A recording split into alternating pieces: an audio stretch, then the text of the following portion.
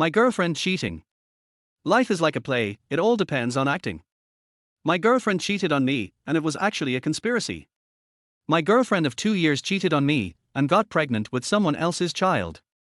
After 9 months, I ran away after the child was born.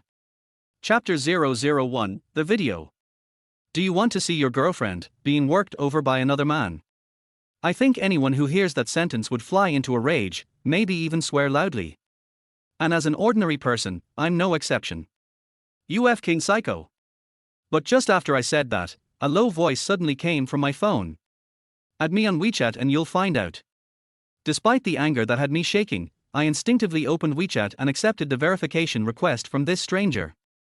The moment I accepted, the stranger immediately sent over a short video, just a few minutes long. Just like in typical adult films, the video showed a man and a woman in a dimly lit room, engaging in an intimate encounter. As I was about to close the video out of boredom and check the stranger's profile, I suddenly noticed the woman's side profile in the video. It looked almost identical to my girlfriend, Shir Yun. Although the video was a little shaky and hard to see clearly, that woman's side profile had at least 90% similarity to Shir Yun's. In that instant, an overwhelming sense of suffocation hit me. And then came the raw, naked feeling of humiliation. After all, it's impossible to find someone who looks so similar to her. At that moment, I felt as though my body had been drained of all energy, and I slumped helplessly against the wall, a numbness spreading throughout my body. Actually, I've watched this kind of adult video before, often fantasizing that I was the male lead. But never, in my wildest dreams, did I think I'd be in a situation like this. The scene I once longed for didn't appear. The male lead was me, but the female lead in the video had suddenly become my current girlfriend, Shir Yun. Just when I couldn't accept this, I trembled and opened the video again, determined to confirm if the woman in the video really was Shir Yun. Maybe then I could give up on her once and for all. But just as I was about to do that, a stern voice suddenly interrupted. Wang Fei. So this is how you spend your time, not calling clients to show them apartments, but slacking off here. I didn't expect it to be our workshop director, Liang Chuyan.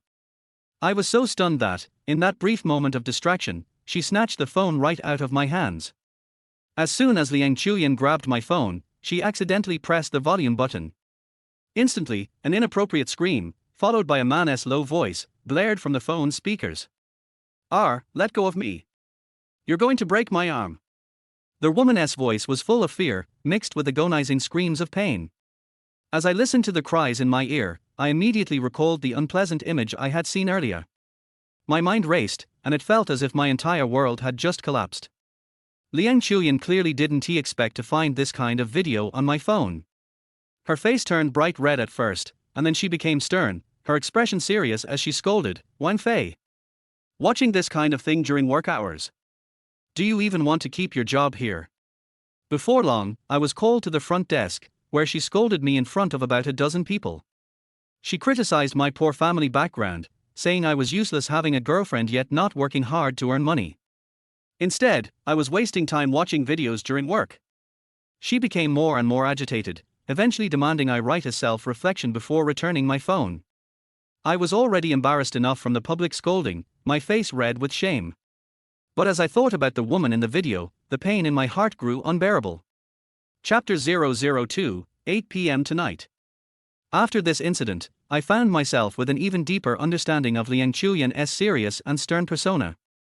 For as long as I've known her, Liang Chuyan has always appeared gentle on the outside but was actually a very tough woman. At 23, just a few years older than me, she was the strictest woman I knew. Because of the video, I couldn't focus on my work for the rest of the day. Finally, when the workday was over, I quickly opened WeChat and sent a message to the stranger with the username Anonymous. Who are you? Why are you sending me this video? After sending the message, I repeated those words in my head, my mind racing. Why did I need to know about this? I kept thinking about the woman in the video, whose resemblance to Shir Yun was over 90%. I tried to suppress my anger and disbelief, then trembling, I sent a message to Shir Yun. Where are you?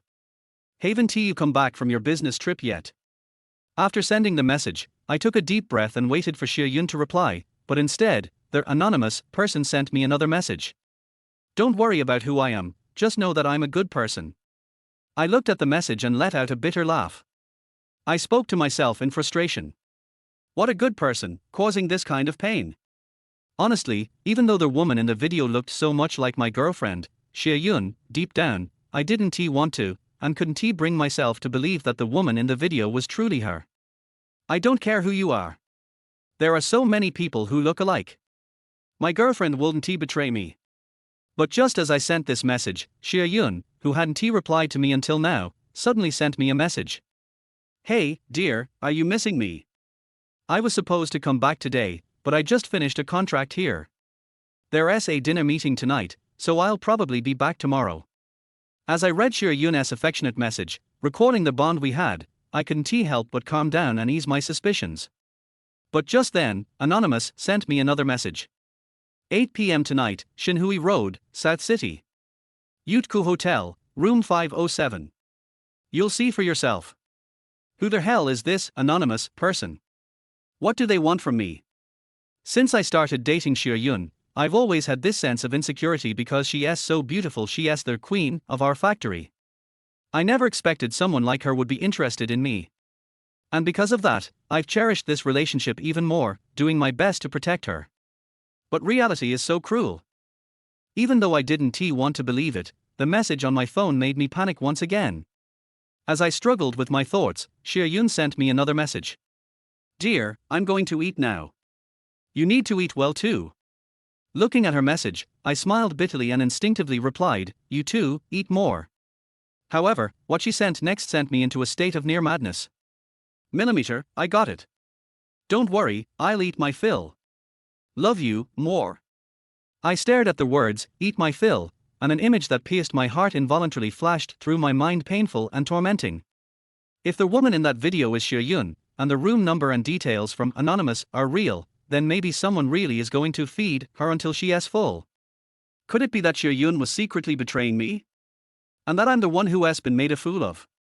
Chapter 003, A Crazy Night. It's impossible. This can't be happening. As I yelled in frustration deep inside, I couldn't help but reminisce about the year or so I had spent dating Xie Yun. Although we hadn't been in a passionate, obsessive love, it could still be called sincere and meaningful. In just a year, we hadn't even left the honeymoon phase. Thinking back on all the little moments, we had been keeping up a romantic relationship almost every day. Before and after work, we would sneak off to quiet places to exchange sweet words and share intimate moments. Even during breaks, we were inseparable. Despite Xie Yun's insistence to maintain boundaries, I never believed she would betray me in such a way, especially not with some random man at a hotel. But I couldn't shake the image from that video. No matter how hard I tried to suppress the nagging doubt, it gnawed at me. I couldn't imagine Xie Yun doing this, especially after all the love we had shared. Determined to get to the bottom of this, I hesitated for a moment and dialed Xie Yun's phone number. But all I got was a series of beeping tones. The moment it went to voicemail, I felt like I had fallen into a bottomless pit. 7 o'clock. Looking at the time on my phone, I realized it was still an hour before the rendezvous the anonymous person had mentioned. But Xie Yun's phone being off. That made my heart race with anxiety. It was almost as if I were losing control. By now, the factory's cafeteria had closed, and yet I had no appetite. My mind was elsewhere. When I absent-mindedly walked out of the factory gate, I caught sight of a fruit knife being sold at a nearby stall. Without thinking, I walked up and bought it. Once I was in the taxi, heading toward the hotel, my mind was a whirlwind of chaotic thoughts. I didn't do anything wrong. I love you so much. I can't believe you would do this to me. You can't do this to me. If this is true, you'll get what's coming to you. In my mind, I cursed Xie Yun for betraying me, and at the same time, I couldn't help but consider another possibility. Maybe she was forced into it. If some bastard really dares to take advantage of her, I swear I won't let him get away with it. I instinctively gripped the fruit knife in my pocket and ground my teeth in fury. If that's the case, I'll slit that bastard's throat. I'll make sure he never walks again. Even if I can't kill him, I'll ruin his life completely. With this fury boiling inside me, I imagined myself getting to the hotel, catching the bastard in the act, and stabbing him in the back before he even knew what hit him. I'd take a picture of his humiliation and post it online. Then, I'd call the police and turn myself in. I knew the consequences of such actions, but at that moment, I felt like I had to punish him. He needed to pay for what he had done. The city at night was hazy and enchanting, yet strange and twisted. In this beguiling, bizarre night, I wondered how many secretive, ambiguous encounters were taking place. And for me, this night would also be one of madness. As I approached their hotel, trying to pass myself off as a guest who had already checked in, I walked through the lobby and headed straight for the elevator, not daring to look at the receptionist. I wasn't a real guest, after all. I wasn't here to check in or meet anyone. I was just a man unsure if his girlfriend had betrayed him, rushing to confirm a cheating scandal. When I stepped off the elevator, following the directions to room 507, I saw their "Do Not Disturb" sign hanging on the door handle. I could hear faint voices and laughter from within. A wave of pain crossed my face. Their "Do Not Disturb" sign was a glaring indication that something was happening in there. It was clear that no one wanted to be interrupted. I hesitated for a moment, but my impulse couldn't be suppressed. I carefully pressed my ear against the door. Chapter 00 for breaking into the door. I want to hear the voice of the woman in this room to see if it is Seo-Yun.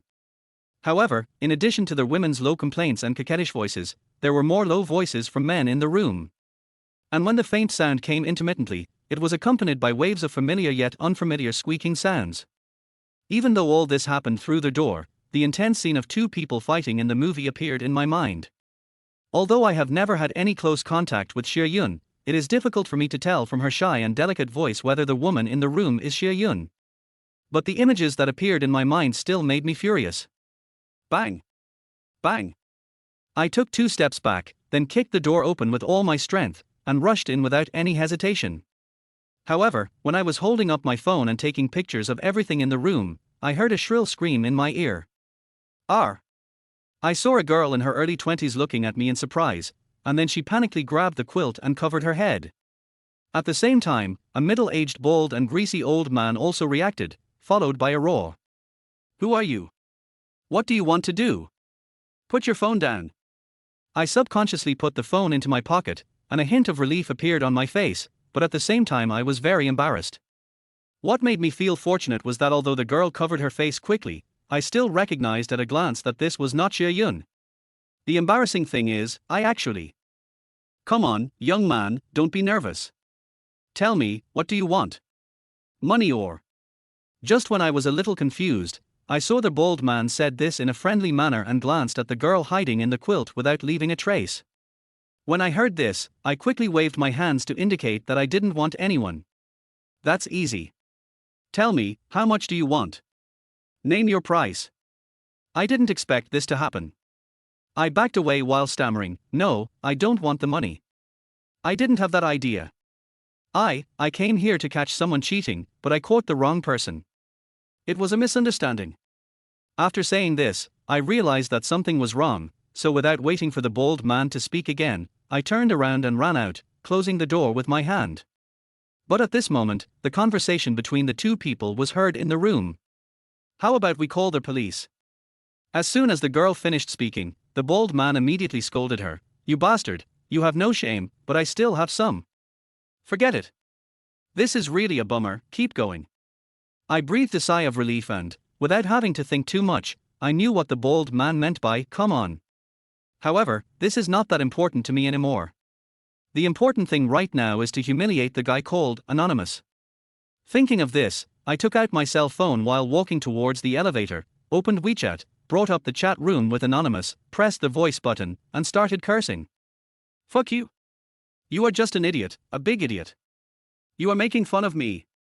My girlfriend cheated on you and got fucked by someone else, go fuck your girlfriend." When I vented all my anger at the anonymous person, the melancholy in my heart instantly disappeared. But what I didn't expect was that before I could be happy for long, a message from Anonymous left me stunned in an instant. "Sorry, I just checked the message and accidentally sent it to the wrong room number, room 5017, look whose girlfriend is being attacked like crazy."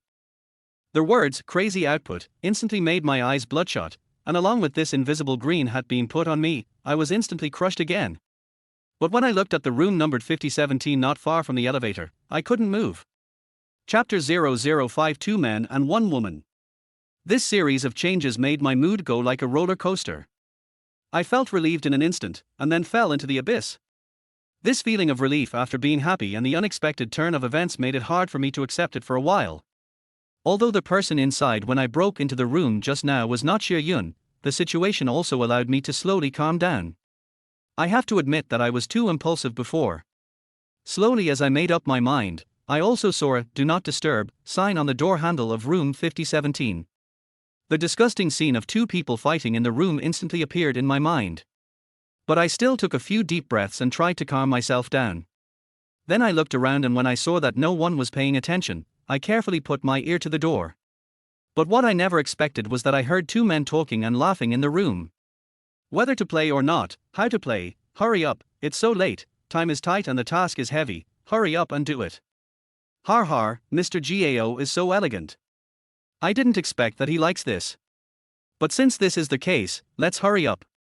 The beautiful scenery and the good time really live up to the saying that a night of spring is worth 1,000 gold. To be honest, in the past, I had only seen scenes of two men and a woman fighting in movies. I had often heard about it in real life, but I had never seen it. Who would have thought that this scene is happening right next to me, through a door? I hate it, Mr. Wang. I don't want to play. How can three of us play? Besides, you are all veterans. I can't stand the torture and attack from the two of you. Suddenly, just as I was daydreaming, a voice came from my ear and instantly made me freeze in place. Because the owner of this voice is Xie Yun. It really is her. That nameless person didn't lie to me.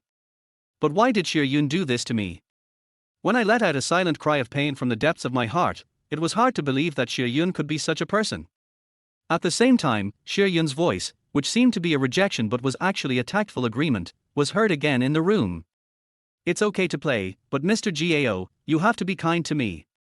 I'm still a novice and don't know anything. This is my first time playing this kind of thing. When I heard this, I almost exploded with anger, and a look of anger flashed across my face. Bitch!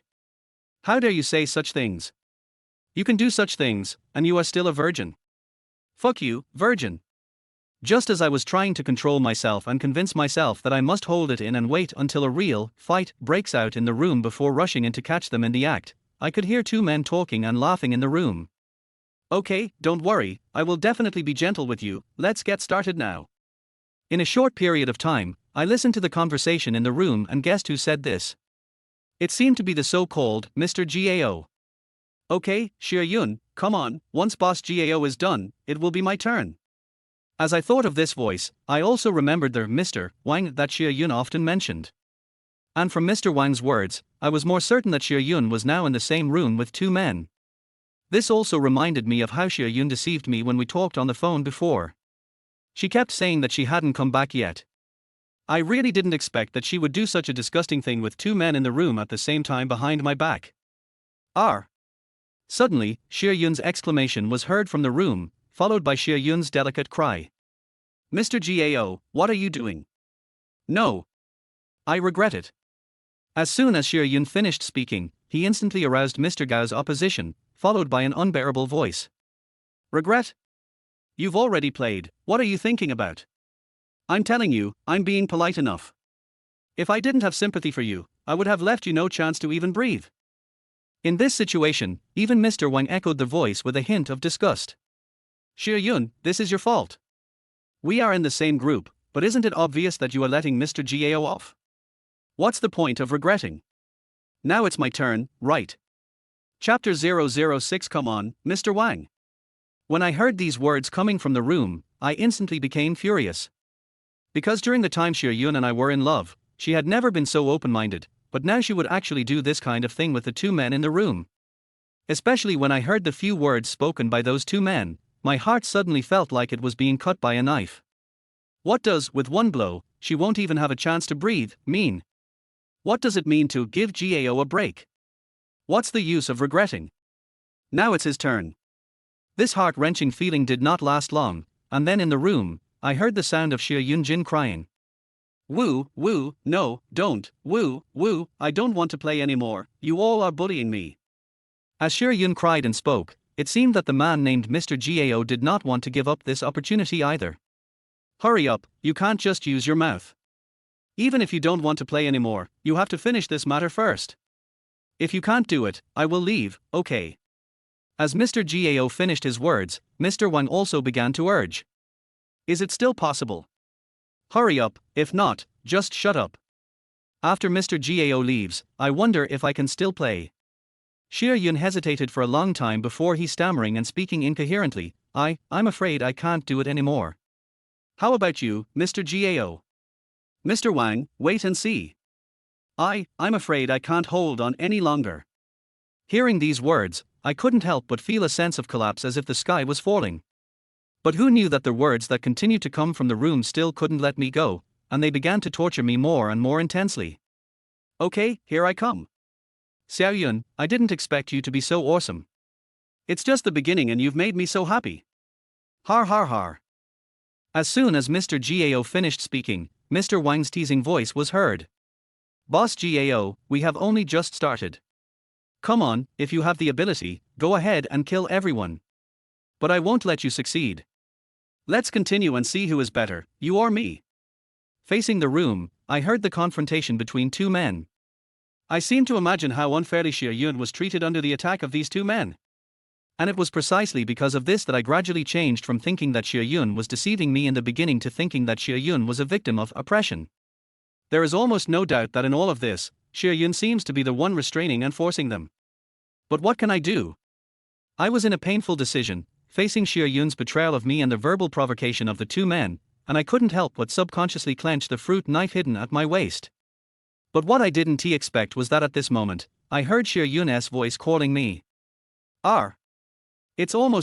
It's almost there, come on, Mr. Wang. For a moment, I seemed to hear the sound of my own heart breaking.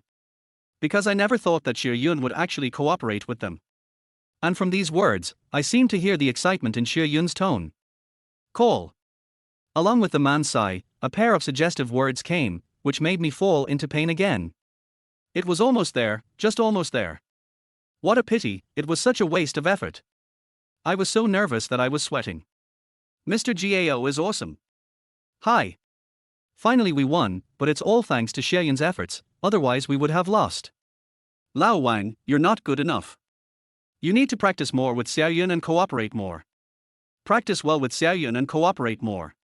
When I heard this, I was immediately shocked, because from these words, it was not difficult to guess that Xie Yun and Mr. Wang seemed to have had related experience a long time ago. Pooh. What's the point of cooperating? We've already lost. Xiao Yun said she didn't know how to play, but I think she's playing pretty well. Look how happy President Gao is. Hate it. After Xie Yun complained, he continued with a smile. Boss Wang loves to make fun of me, but Boss Wang is really good at it. Okay, you're such a fool. We are obviously in the same group, but forget it, but the situation tonight is special, you just need to accompany Mr. Gao. Chapter 007, What is Intolerable? When Xie Yun heard this, he immediately followed up with another sentence. Hey, Mr. Wang, I've already told you that this is my first time playing this game, so please stop criticizing me, okay? It has to be said that from the beginning to the end, men have been unable to resist a woman's coquettish behavior. Even I, hiding outside the door, listening to Xie Yun's coquettish voice, couldn't resist for a moment. What's more, what about the two men who are in the ambiguous room at this moment? So, as soon as Xie Yun finished speaking, she was immediately comforted by the two men. Lao Wang, you too, there are three of us, so we just want to have fun. It doesn't matter who wins or loses. What's important is that we take a break and then continue playing. But right now, shouldn't we cash in our bets? Obviously, the person who spoke was the Mr. Gao they mentioned, and at this time Mr. Wang also agreed. Okay, I'll go first this time. Just as I was satisfied and wondering what kind of bet the three people in the room had made. Suddenly, I heard Xie Yun's cheering voice. Take it off. Hearing this voice, I suddenly felt nauseous. I didn't expect Xie Yun to be so proactive. Xiao Yun, don't laugh at me, it will be your turn soon. Following Mr. Wang's words, Xie Yun hesitated for a moment, then said shyly, Can I not take it off? Unexpectedly, at this moment, when Mr. Gao's voice came, it carried a hint of unquestionableness. We've already played. And you still want to cheat? Obviously, when Mr. Gao said this, the atmosphere in the room suddenly became silent.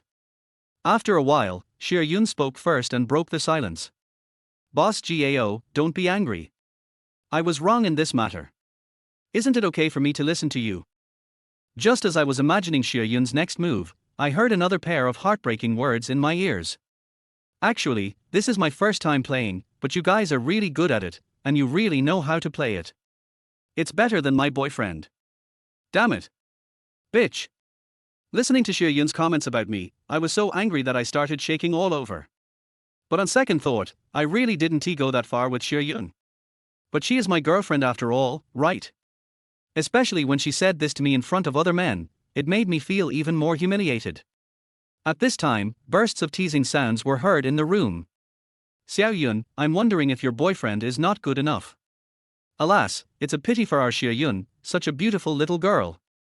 Things have developed to the point where I can no longer endure the humiliation of being cuckolded. And I was ready, with the idea of kicking the door and rushing in to catch the 2 men and 1 woman in the act. However, at this moment, Xie Yun's suggestion came from the room, which once again ignited the anger in my heart. Let's not talk about him anymore, shall we just continue playing? When I heard this, I was furious and pulled out a fruit knife from my waist. I think it's okay. I haven't had such a good time in a long time. Come on, let's continue playing. As soon as the man named Mr. Gao finished speaking, Mr. Wang's voice was heard immediately. Okay, but, Mr. Gao, let's make it clear now. I have to take the lead this time. Whoosh. These harsh and heart-wrenching words are simply intolerable. Old Wang, your opinion doesn't count in this matter. We still have to see if Xiao Yun can help, right? Hate it. Humph. You just bully me. At this point, I, who was hiding outside the room, had made up my mind. Xie Yun, don't say I didn't give you a chance. All of this is caused by your own shamelessness. Chapter 008. Is it really a misunderstanding? TSK, Xiao Yun, you are really awesome this time. I can't wait. Old Wang, you are lucky. You came first this time. You really got a great bargain. Boss GAO, look at what you're saying. Xiao Yun doesn't belong to me alone. Besides, you were here first, so it's finally my turn now. Hate it. You two only know how to take advantage of others. Mr. Wang, you better be gentle. I listened to the harsh sounds in my ears. How could I continue to endure it? Without thinking too much, he retreated a few steps, then gathered all his strength and kicked hard at the door of the room. Bang! Bang! With a muffled sound, I kicked the door open and immediately rushed in with a fruit knife in my hand. But when I looked at the scene in front of me, I was dumbfounded. There were definitely 2 men and 1 woman in the room, and the woman was undoubtedly Xie Yun. And these 2 men and 1 woman actually stayed together. Even Xie Yun was wearing a small vest at this time, with the coat he had taken off earlier thrown beside him. But between the 3 of them, there was a deck of playing cards. Who are you? What do you want? From this voice, I immediately determined that this person was the so-called Mr. Gao. At the same time, Xie Yun hurriedly reached out and grabbed his coat, put it on, and looked at me in panic. Why are you here? Then Xie Yun's eyes fell on the fruit knife in my hand, and he immediately panicked. Wang Fei, listen to my explanation. This is not what you think. This is a misunderstanding. What are you doing with the knife?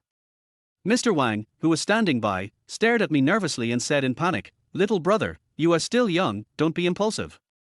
Although I saw everything clearly in front of me, imagine if such a scene appeared in front of me, who would believe that it was just as simple as 3 people playing a game of landlord?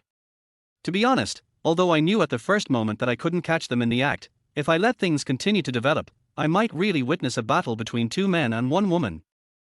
But the reality is that nothing happened as I imagined. In this situation, I can't and won't do what I did before, saying that I was there to catch someone cheating and even kicking the wrong door. Humph. Xie Yun, look at what you've done. Misunderstanding. Do you think I will believe it?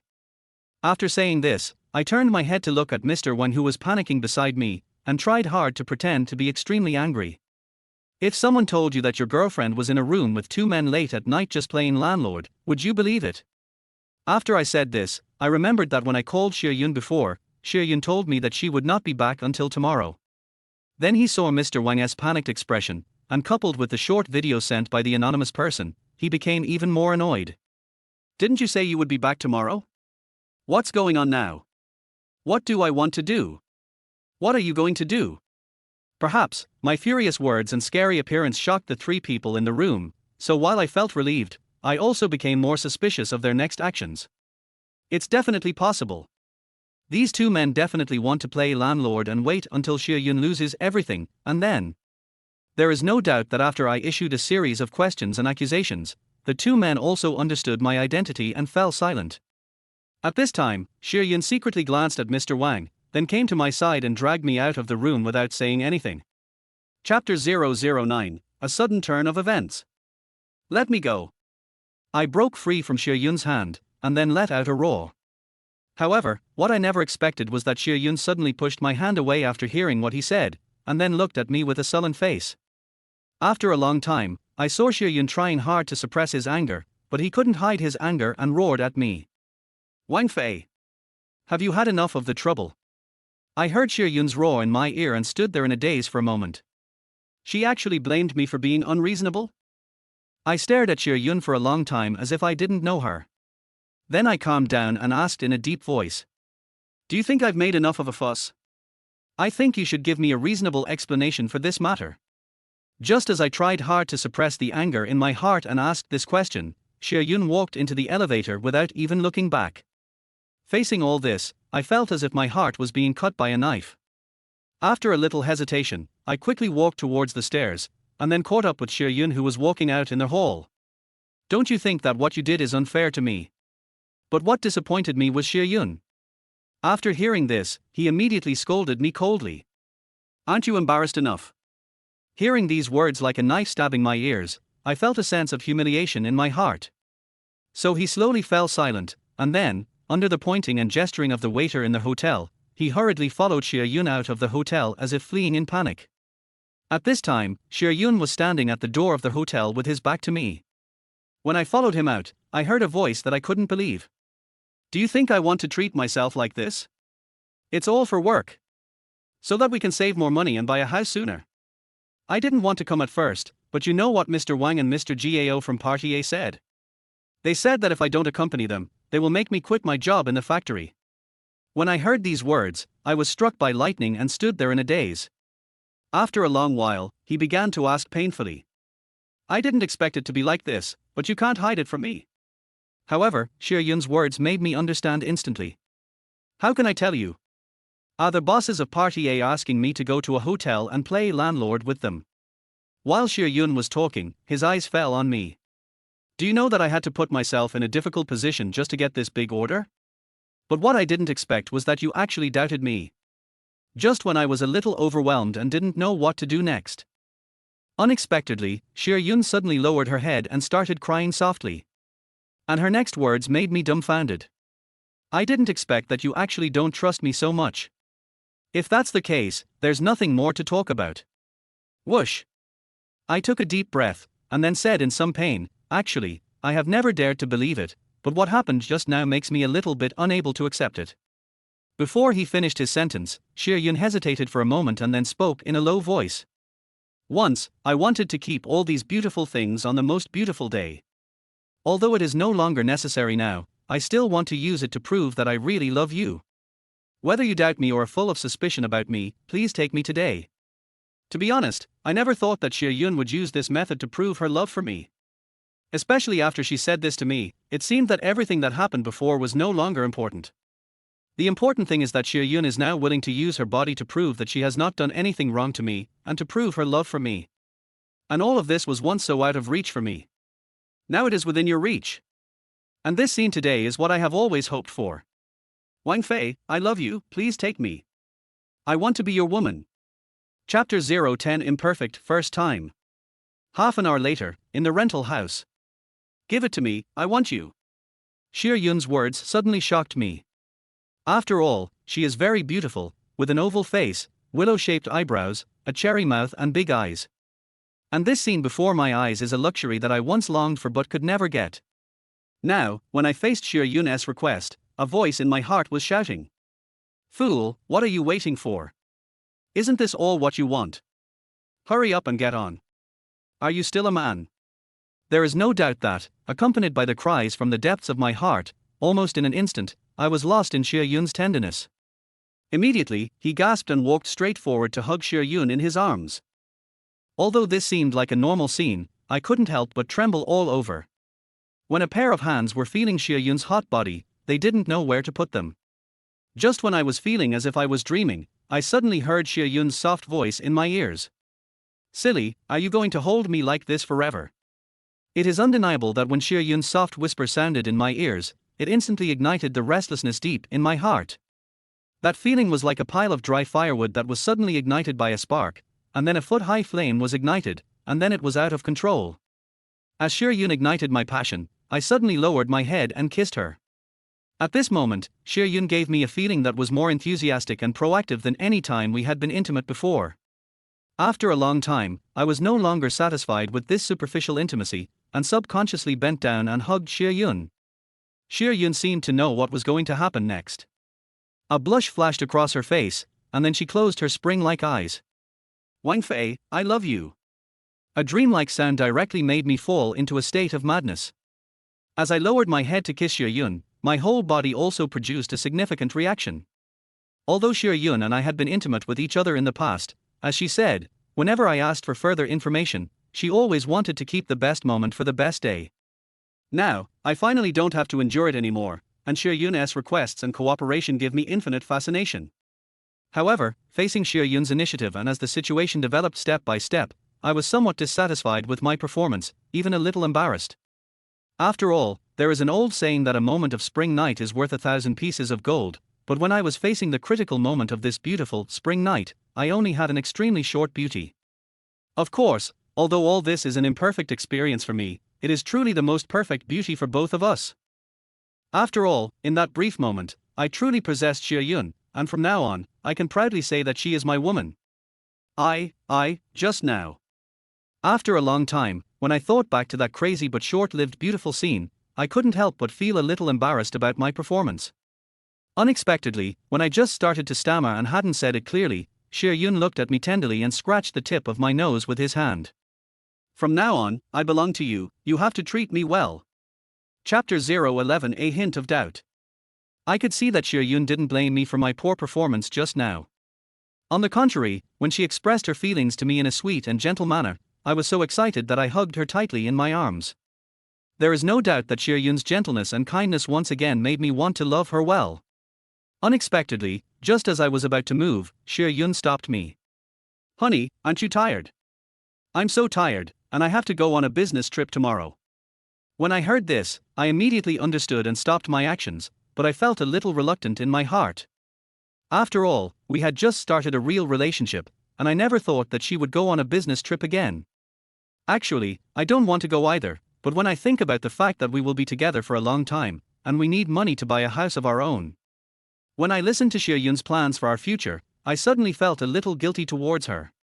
While kissing her deeply, I also made up my mind that I must work hard in the future and make a lot of money, and I will never let her suffer with me. However, just when I made up my mind, I heard Xie Yun's somewhat resentful voice. "Humph, I feel unhappy when I think of your suspicion of me. Now I am yours, let's see if you still trust me." As I listened to Xie Yun's resentful voice, I felt embarrassed deep in my heart, and I quickly spoke to comfort her. "I'm sorry. Actually, I have always believed in you. It's just that when I faced those things, I was blinded by anger. But then again, if I didn't care about you, I wouldn't have done that." "I know, dear. I felt a little sad just now, but after hearing what you said, I don't feel so bad anymore." Xie Yun's gentle voice also made me feel relieved. After all, we now have a real relationship. If there are still some knots in our hearts, I'm afraid there will really be a gap in the future. In the past, I often heard people say spring nights are short. At first, I didn't understand it, but now I have truly realized the meaning of this sentence. Just when I thought it hadn't been long, the wonderful night was over. Xie Yun also simply packed up and prepared to go out. As I was about to say goodbye to Xie Yun, I suddenly took a step forward reluctantly and hugged Xie Yun tightly from behind. "Well, honey, I have to get going or I'll miss the bus." After a simple moment of tenderness, I had to reluctantly let Xie Yun leave me. When I was sitting alone in the room, thinking back to what happened last night, it was like a dream, and for a moment a silly smile appeared on my face. But at this moment, a WeChat notification sounded suddenly, which made me stunned. Because at this time, I was holding my mobile phone in my hand. Then, just when I was feeling extremely confused, another WeChat notification sounded. When I followed the sound, I found out it was Xie Yun's cell phone. Without thinking too much, I knew that Xie Yun was in a hurry when he left and forgot his phone here with me. But as soon as I picked up the phone, I saw the WeChat message on it. Is it done? He didn't think too much about it, did he? I was stunned when I saw this inexplicable message. Is Xie Yun hiding something from me? Although I just made Xie Yun my woman, this sentence still made me feel strange. However, just as I was in a daze, Xie Yun came back.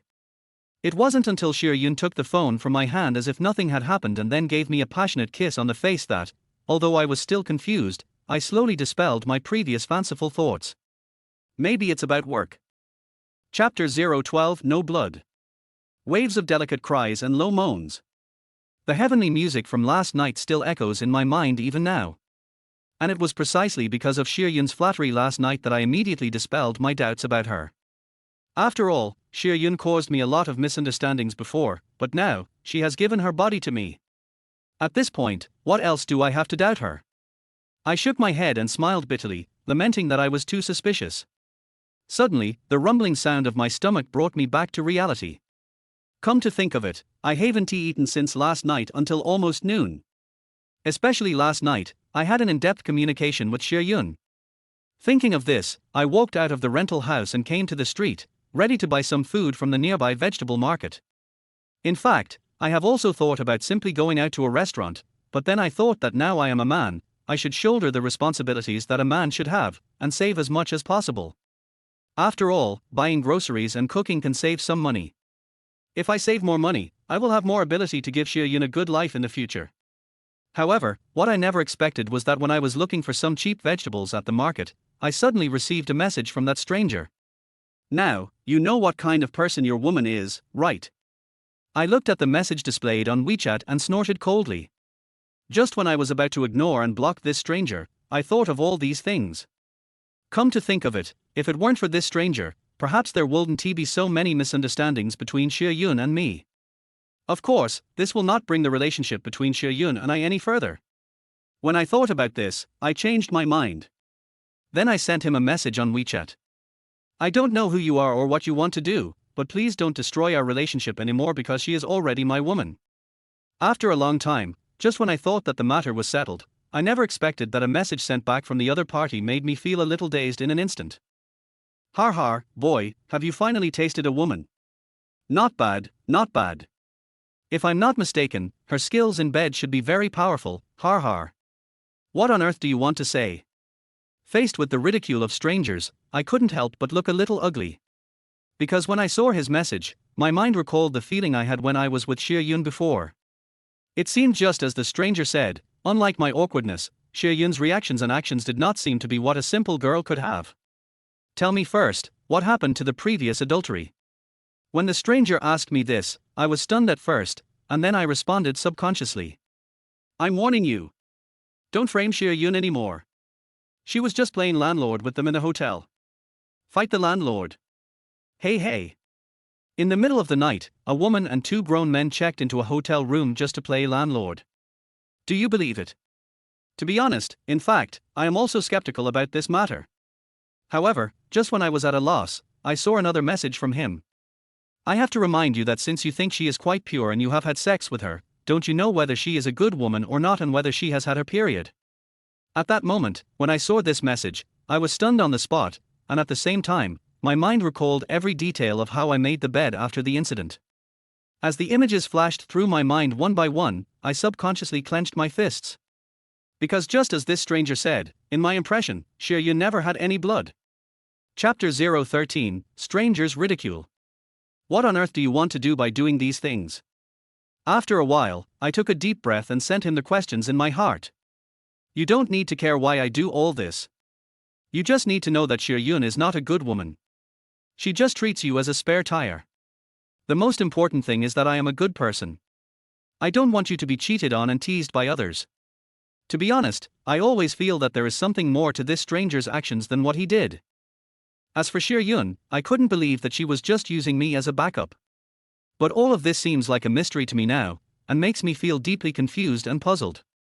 You're just a bitch. You better be more careful. Don't think you can be stupid just because I let you sleep with me. After the stranger sent this message, I also fell into a state of doubt. And then, when I woke up, I didn't bother to buy groceries and turned around and returned to the rental house. Because at this time, I had only one thought in my mind: I wanted to go back and check to confirm whether there was any blood on the bed sheet, and whether my memory was wrong. But when I hurried back to the rental house, I was dumbfounded. Because at this time, at the door of the rental house, my bedding, sheets and other items were scattered at the door, and there was also a note stuck on the door. If you don't pay the rent, next time it won't be just throwing away the bedding, it's that simple. At that moment, I couldn't help but feel a look of extreme shame flash across my face. Because I just got my salary last month, I used it to buy a mobile phone for Xie Yun. But also because of this, I forgot about the rent since I had no money on me. Thinking of this, I held back my tears and was about to tidy up when my eyes fell on the bedding scattered on the ground. And when I subconsciously reached out to pick up the bed sheet, and checked it over and over again, I let out a dry laugh with a dead heart. What a bullshit, Beauty, what about saving the best for? I reached out and tore my hair in a frenzy, muttering to myself subconsciously, liar, they are all liars, why do you treat me like this? At this moment, Xie Yun also sent me a message. I used to like sports more, maybe that's why I gave you my body, and you still doubt me. I looked at the questions I had sent her when I came back from the vegetable market, then my eyes fell on her reply and I immediately gave a bitter smile. Wang Fei, I never thought you were this kind of person. Do you want to deny it? You scumbag. I really misjudged you. I didn't expect this situation to happen, so I quickly explained it, but the message I sent was rejected by Xie Yun. Yunjur has enabled friend verification. You are not her friend yet. Please send a friend verification request first. You can chat only after the other party passes the verification. Please send a friend verification. When I saw the prompt on WeChat, I was stunned for a moment. So I quickly sent a message saying, I'm sorry, please let me explain, but after waiting for a long time I still couldn't pass Xie Yun's friend verification. Faced with Xie Yun's determination, I felt a little regretful and angry. First he regretted how he could be so foolish, and then he became very angry at Xie Yun's determination. Especially considering that I haven't eaten yet in order to save some money. Then he was kicked out of the rental house, and for a moment he felt that her ruthlessness was not worth it. As night fell, I found a small stall to sit down, ordered a simple fried pancake, and then ordered a few bottles of beer. After the meal, I didn't feel full. Especially after Xie Yun's ruthlessness, I felt more and more aggrieved in my heart. Before I knew it, there were 7 or 8 beer bottles piled under the small dining table in front of me. Chapter 014 Handsome Guy, do you want to stay here? The stimulation of alcohol made me feel hot all over my body. Although I had been kicked out of the rental house, I still subconsciously walked towards the rental house. To get back to the rental house, you have to pass through a small alley. In fact, I knew early in the morning that in this small alley, those houses on the roadside were full of fake shops disguised as massage and barber shops. After all, I have lived here for some time. But in the past, I didn't feel much, but now because I drank a lot of wine, I started to observe it subconsciously without realizing it. Hey, little brother, come and sit down. How about a place to stay? The sudden shout in my ear made me stop subconsciously. But when I saw that the people who said this were 2 middle-aged ladies sitting and chatting at the edge of the alley, I instantly lost interest. However, just as I quickened my pace to leave, a mysterious and tempting voice came to my ears again. Hey, don't go. I'll find you a little sister. There are all kinds of girls. To be honest, I am deeply skeptical of what these aunts say. Maybe it's because I subconsciously observed the situation here for the first time. I didn't even have the courage to respond, so I quickly quickened my pace and walked forward. Wait, 100 yuan, come on, I'll find you a girl for 100 yuan. When I heard this call, I was stunned and also a little surprised. Only 100 yuan. Well, but what would this 100 yuan look like? With this question in mind, I don't know how many similar shouts I heard along the way, but I still didn't stop. I was at a loss and continued to walk aimlessly in this remote red light district of the city. This remote red light district is only 2 stops away from my rental house. Under all the temptations of words, it is undeniable that although I have the idea in my mind, I don't have the courage. It seems that my current mentality also confirms what people used to say, that I have the desire to steal but not the courage to do so. Just as I was about to walk out of this slightly remote red light district, a sudden shout made me subconsciously stop. "Brother, come in and sit for a while." Hearing this, I subconsciously stopped and looked in the direction of the sound with a questioning look. I saw a beautiful woman about 30 years old sitting at the door of a store on the street, smiling at me. Not far from her door, a little boy about 5 or 6 years old was playing in the mud. When I saw this situation, I didn't think too deeply about it for a moment and just asked a very common question. What? Unexpectedly, the beautiful woman, who was about 30 years old, was stunned at first, and then her face burst into smile when she heard what I said. He stood up with a smile on his face, came to the door and waved at me. "What the hell, come in now." As soon as she finished speaking, this pretty woman, who was quite attractive, winked at me and greeted me in a low voice. "Brother, come in and sit for a while. Let me help you relax. What do you think of my figure? I promise you will be satisfied and feel great in a moment, Tilda." I have to say that this beautiful woman in her 30s is indeed quite pretty, and her words aroused the restlessness in my heart. It was only then that I started to feel a little embarrassed, because my questioning voice just now seemed to have caused her to misunderstand something. Chapter 015, A Part-Time Factory Girl? However, at this moment, the woman's voice was heard next to my ear. "Hua, play outside by yourself for a while. Mommy will go inside and sit with this uncle for a while." Uncle? Mother. These two words instantly brought my restless mood back to reality. I don't know what on earth made this beautiful and somewhat attractive woman choose this kind of livelihood with her child. At the same moment, the word uncle also touched my heart. Although I am a loving person and sympathize with the mother and son's experience, I even feel a little bit of pity. However, if I were asked to help them in this way, I still couldn't get over that hurdle. When I thought of this, I quickly left here with a dizzy head. "Hey, handsome guy, don't go, the price is negotiable." I didn't even turn my head back, ignoring the voice of the beautiful woman behind me. "R." Just as I quickened my pace and was about to leave the red light district, before I had gone far, a shrill scream rang in my ear. What followed was a cry full of fear and a hint of familiarity. "What are you going to do?" Along with this terrified shout, there was a burst of laughter that only men could understand, followed by a pair of suggestive words. "Look at the way you ask this. What can we do? What services do you provide?" I stopped and listened attentively for a while, then shook my head and sighed. After all, such a conversation in a place like this seemed to be the most normal thing. But just as I was about to leave, suddenly, the voice that seemed somewhat familiar to me shouted again. "No. I'm not the kind of person you think I am.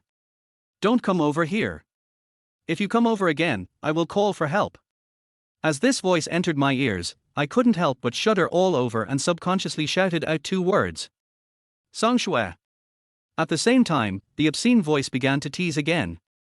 "Okay, sister, since you've been sold out, you have to be aware of this. It doesn't matter whose business you're doing. It's not like we won't pay you. No, you really misunderstood. I am just a small employee working in a factory not far away. It's just that I got off work late today, so I wanted to take a shortcut, so." "Oh, so she's a part-time girl. Har, we guys have never tasted the taste of factory girls. No, don't come over here. If you come over again, I will really call for help. Shout as loud as you can.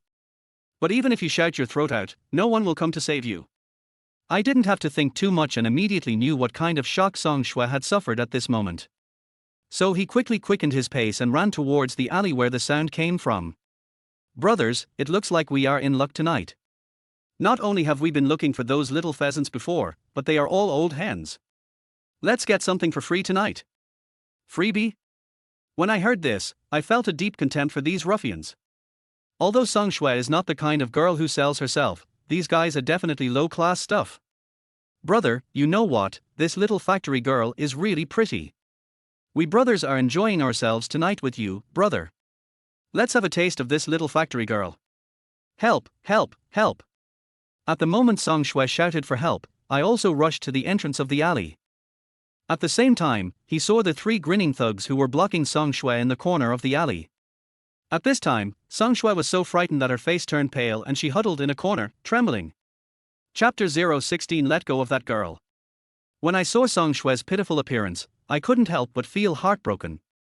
Although Song Shui and I don't have much contact in normal times, because she is the security inspector in the factory, she always speaks well of me when the team leader always bullies and picks on me. Now that Song Shui is in such danger, how can I stay out of it? At this moment, the three little ruffians, after seeing Song Shui's charming appearance, aroused the evil deep in their hearts. Sister, scream, scream as hard as you can. The louder you scream, the more exciting it will be for me. It was obvious that these three hooligans, whose minds were blinded by evil, were only concerned with teasing Song Shui and did not notice me standing at the entrance of the alley at all. When I thought about the grievances of being bullied by my team leader, it was Song Shui who helped me time and time again. So now, even when facing the three hooligans in front of me, a trace of courage rose from the bottom of my heart. Stop. What are you doing? Let go of that girl. However, just after I shouted this sentence, almost instantly, the three thugs who were teasing Song Shui were frightened. But a moment later, when the three thugs saw that I was alone, they immediately started to tease and curse me angrily. Fuck. You little brat, don't make trouble for no reason. I'm telling you, get out of here right now. Stop it. What's the matter? I let you go first. TSK. Stop interfering in other people's business. You're ruining my big brother's business. You'll have to pay the price. Song Shui on the other side, when she heard my shout, looked at me with tears in her eyes, as if she had grabbed a life-saving straw, and shouted with extreme grievance. Wang Fei, save me.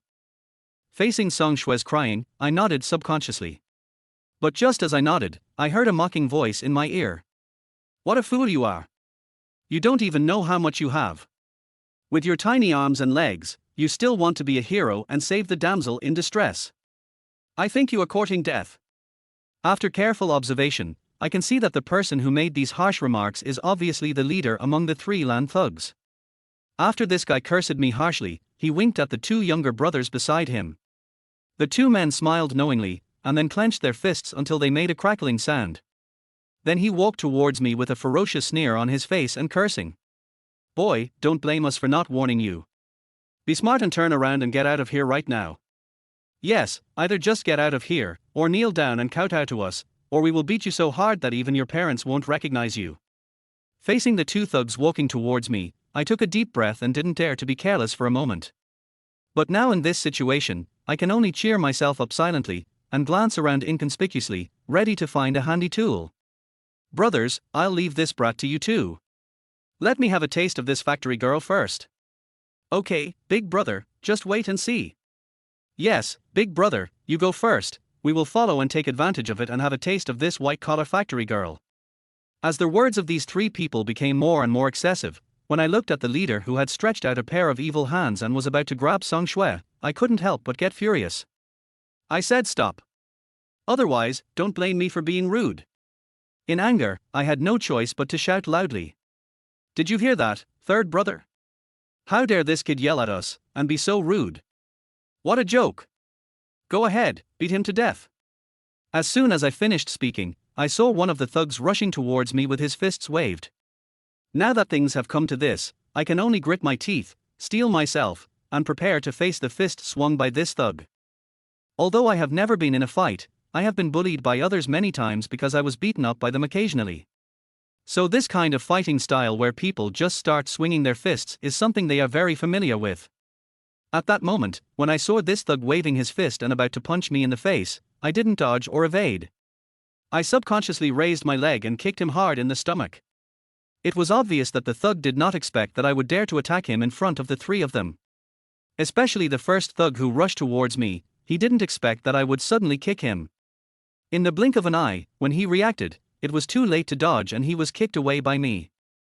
Another thug standing nearby was stunned for a moment, then cursed and rushed towards me. Faced with this situation, I subconsciously dodged to the side, then bent down and reached out to pick up a brick on the ground. The thug didn't expect that he would miss the target at once. He cursed at me and was about to pounce on me again. But at this time I had already bent down to pick up the brick. Seeing him rushing towards me again, I didn't say a word, swung my arm and hit him hard on the head with the brick. The angle of the brick I threw at him was fierce and tricky. If it had hit him on the head, he would have definitely died. This thug obviously didn't expect that I would be so ruthless. He screamed and quickly turned his body to the side. But no matter how quick his reaction was, he couldn't avoid the brick in my hand. With a muffled groan, the thug dodged the hit on the head, but the brick in my hand still hit him hard on the shoulder. As the saying goes, strike while the sick is at it. In this situation where I had the upper hand, I didn't think much. I rushed over and kicked him hard in the stomach twice. Unexpectedly, at this moment, Song Shue's scream suddenly sounded in my ear. "Wang Fei, be careful." Hearing this, I turned around and noticed a fist getting bigger and bigger in front of my eyes. Bang! This powerful punch hit me right on the forehead. I immediately felt a black screen before my eyes, my body swayed twice, and then I fell to the ground limply. At the same time, I heard the bosses shouting in my ears. "Boy, let you be arrogant. Now you are my grandson." The gangster boss succeeded in his attack, then spat on the ground and cursed with a gloomy face. "Damn it, you two are such losers for ruining my good deeds. Go ahead. Beat me to death." As the leader spoke, for a moment, I felt the fists of the two thugs falling on me like raindrops. "Hey, wait, by the way, from what you two said just now, you two know each other, right? Could it be that this little factory girl is your girlfriend?" Chapter 17 Song Shue's Zodiac Year. Little did I know that when I was stunned and looked in Song Shue's direction with my head covered, I saw Song Shue's face suddenly blushing when she heard what I said. To be honest, at that moment, I didn't know what happened. I just shouted out like that for some unknown reason. "Let her go, or you can kill me." But who would have thought that just as I finished saying this, I heard a voice beside me that was so arrogant that it made me want to tear my eyes out. "Beat you to death? That's too easy for you, a stinky boy. Today I'll let you see how your girlfriend makes moaning noises under me. TSK, look at this small figure, look at this little hill, it's quite powerful, just like a small steamed bun. Oh, especially that little slender waist, it's just too awesome. It's much better than those little pheasants that cost $100. As the leader uttered foul language, Song Shue was frightened and began to cry and beg. "Please let us go. Do you want money? I have money, can I give you money? Please let us go. I beg you." To be honest, when I heard Song Shue's aggrieved cry and pitiful plea for mercy, I instantly felt a painful feeling as if my heart was being cut by a knife. Although, despite, there is no relationship between Song Shue and I don't want her, who once did me a favor, to be insulted by hooligans. Faced with this situation, I hated myself even more for not being able to protect her at this moment. I clenched my fists unconsciously until my fingernails dug into my palms, but I didn't feel any pain. "Stare? You dare to stare at me, you little brat? What are you staring at? Are you dissatisfied?" I was just about to stand up when a little thug next to me kicked me hard. Then I fell to the ground, holding my stomach in pain. At the same time, Song Shue's distressed voice begging for mercy was heard not far away. "Please stop beating him, let him go, I will listen to you." At that moment, when I heard Song Shue actually say that she wanted to give up herself for me, I suddenly went crazy and let out a roar. "Don't want." But what greeted my shout was a hard kick from the thug next to me. Perhaps it was because of Song Shue's words that instantly aroused the courage deep in my heart. I suddenly hugged the thug next to me to block his fierce kick, and then used all my strength to flip him to the ground. Then, as if she had gone mad, she suddenly jumped on him and pressed the thug under her with her legs. He swung his fist and punched him wildly with a fierce look on his face. "Fuck you, I let you bully me, I let you bully me, I will kill you, I will beat you to death." The other thug never expected that I would explode with such anger. He was stunned for a moment, then kicked me hard on the back, and then hugged me tightly. But at this time, I was like a madman. I struggled desperately at first, and when I felt that I couldn't break free from this thug's restraints, I lowered my head and bit the thug's arm hard. "Oh, fuck. It hurts so much, it hurts me so much, I'm telling you to let go. Let go. You're a fucking dog." I took advantage of the critical moment when the thug's arm was hurt by my bite and felt that my body could move a little. I turned around suddenly and hit him hard on the jaw with my elbow. Bang! The thug couldn't withstand the fierce elbow strike and fell to the ground in an instant. Just as I stood up, I heard the smug laughter of the leader not far away. "Hey! It's still red. Girl, this is your zodiac year. Hearing this, I grabbed the brick on the ground without saying a word, gritted my teeth and rushed towards Song Shue's direction. At this time, the leader was bullying the crying Song Shue, and his evil hands were constantly tearing her. The scene before me made me extremely angry. As soon as I saw the short skirt you were wearing, I knew you were a little slut. Come on, today I'm going to let you experience what it's like to be in heaven. When I heard these words, I rushed over, grabbed the man's neck, and then smashed him hard on the head with a brick. Bang! Along with that, the brick hit the leader's head hard, and the brick in my hand also cracked. After feeling the pain, he rolled to the side, covered his head tightly with both hands, and wailed continuously. Seeing this, the saying, "strike him while he's ill," came to my mind. Especially what he did to Song Shue made me very angry.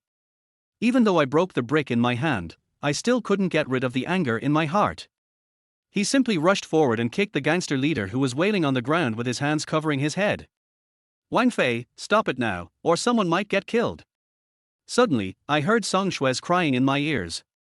It was because of Song Shue's reminder that I woke up. Otherwise, someone might have died. But when I thought about everything this gangster had done, I was still very angry. I walked up to him and slapped him twice, then turned around and looked in the direction of Song Shue. But when my eyes fell on Song Shue, I couldn't help but feel my face getting hot.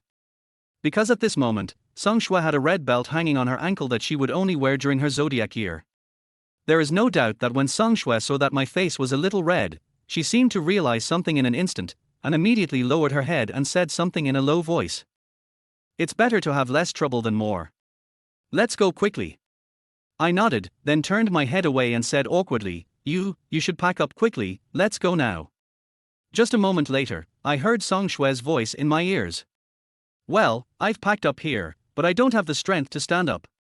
How about you help me up?" Hearing this, I quickly came to Song Shue's side without saying a word, put her arm on my shoulder, and then helped Song Shue walk towards the exit of the alley. However, because of this, he inevitably came into contact with her body, and his nose could smell the faint fragrance from her body. And I could clearly feel the slight tremor coming from Song Shue's body when my hands were on her. "Want to leave? You slapped me in the face, and you still want to leave?" Suddenly, I heard a fierce voice in my ear. I realized that something was wrong and turned my head away subconsciously. I saw the gangster leader who had been knocked to the ground by me when I turned around, now staring at me fiercely, and in his hand there was obviously a dagger shining with cold light. "If you don't want to die, just give it to me and stand there obediently." Chapter 018, Moths to Flame. "You two are such losers that you can't even handle this brat."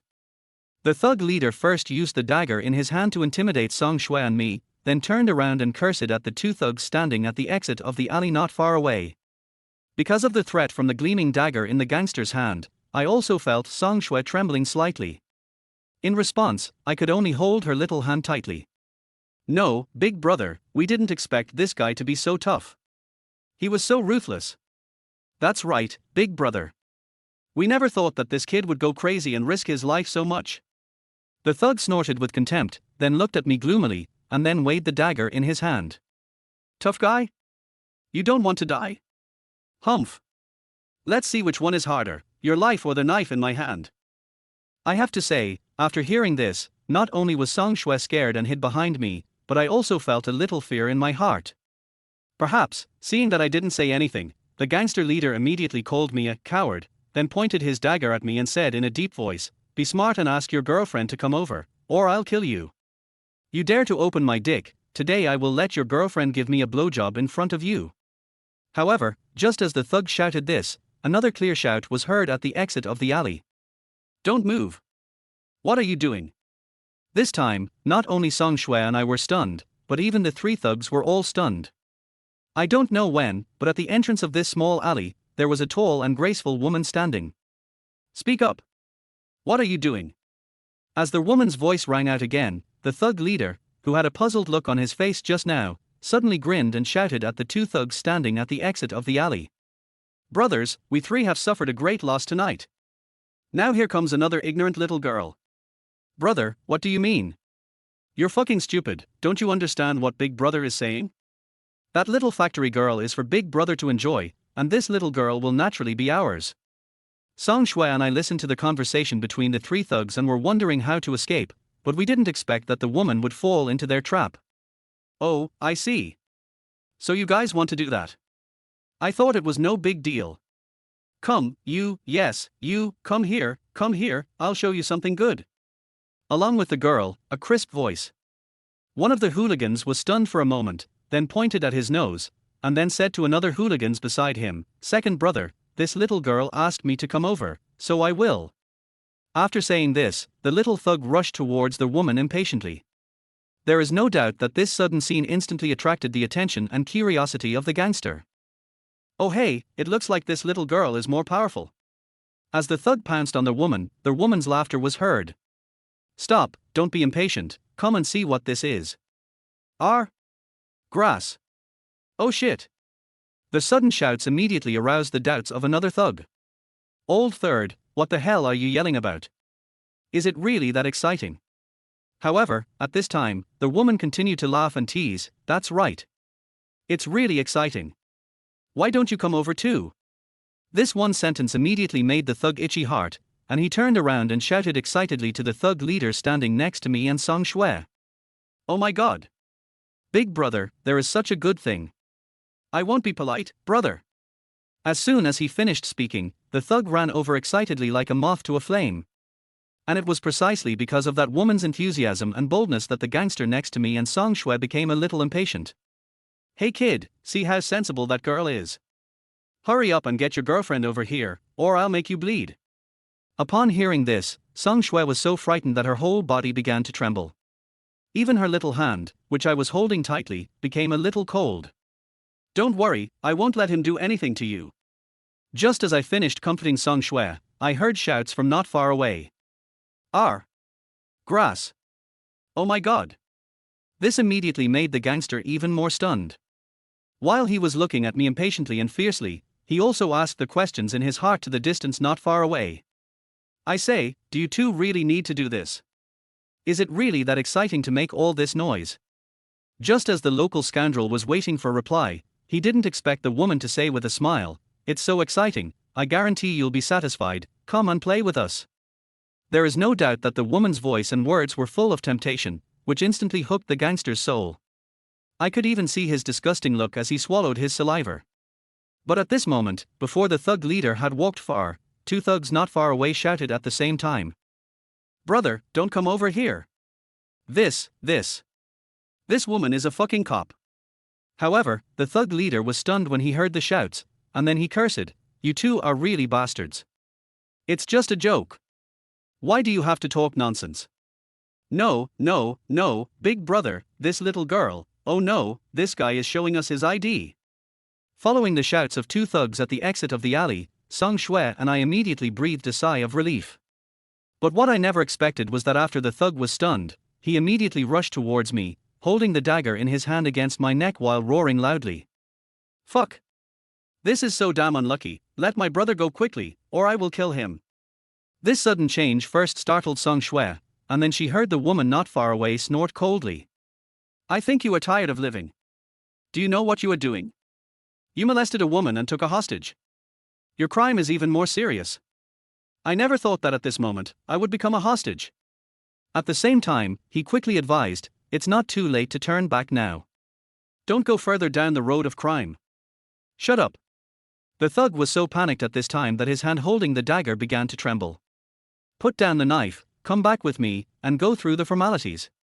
It's not a big deal. If you continue to be stubborn, you should know the consequences. As the woman's voice got closer, I could see her face clearly.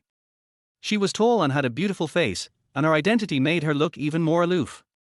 The thug, intimidated by her, slowly let go of me, and even threw the knife across the alley wall with a shaking hand, and then begged for mercy. Well, I was just confused for a moment, please be lenient. Whoosh! Only then did I breathe a sigh of relief. After all, the sudden change before was really too dramatic. HMPH, you're smart. Follow me and go back to follow the procedures. But I never thought that at this moment, when I was about to go over to calm Song Shui down, I heard a cry out of the blue. Wang Fei, be careful. When I reacted and turned around, everything went dark in front of my eyes. A half brick that kept getting bigger in front of my eyes hit me directly on the forehead. Chapter 019 Visual Impact. Pain. Oops. You hurt me. In a daze, when I heard this cry that sounded almost like crying in my ear, I subconsciously used more strength. At the same time, the splitting headache couldn't make me forget the resentment and humiliation in my heart. Why, I've been so devoted to you, but you're so unrestrained. Wang Fei, please let go. You're hurting me. In an instant, a pleasant yet extremely familiar voice made me stunned, and then my mind became much clearer. As I slowly opened my eyes, the scene of questioning Xie Yun that I had imagined in my mind disappeared without a trace. At this moment, I also smelled a unique faint fragrance coming from the girl. It's not Xie Yun. Then who is this person?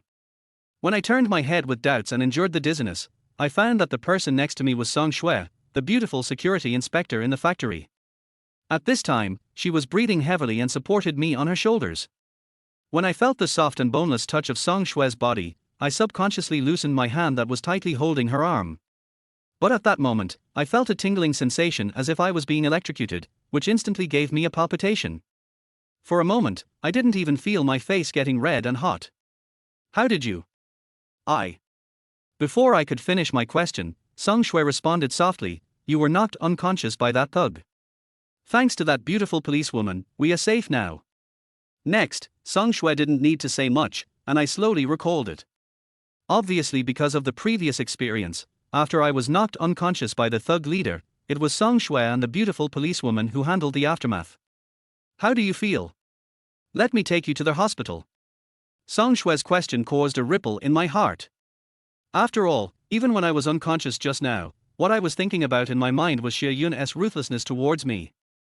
Forget it, it's just a minor injury, I'll go back first. I was at a loss for words when I was halfway through my words. I didn't know where to go next. After all, even I felt a little embarrassed when I talked about this. You can't tell Song Shui that I was kicked out of the rental house by the landlord and now I'm homeless, right? You can't just go back the same way and find a small massage room to spend the night there. When Song Shui saw that I didn't continue speaking, she hesitated for a moment, then said something in a low voice with a red face. It's so late, where are you going? This place is not far from where I live. You got injured because of me, so why don't you stay at my place for a night? No, I have something else to do. I need to go. Before I could finish my words, I smiled bitterly and sighed, forget it. I'm afraid it's inconvenient. I'd better find a place to spend the night. Song Shui was obviously very innocent, and she didn't think too much about my change, but smiled and said, it's okay, after all, we are colleagues. Besides, if it weren't for you tonight, I would have been bullied by them. Her words warmed my heart, but I also remembered what the gangster boss had done. It was too late now, and I was afraid that something might happen to her, so I nodded and agreed. Are you really okay with the wound on your head? Song Shui was still a little worried.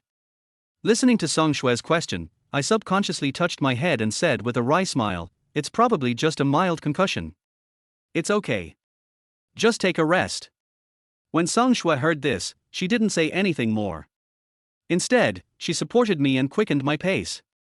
But when I arrived at her door with her support, I hesitated. Song Shui seemed to see my concerns and said with a smile, come in, I live alone at home.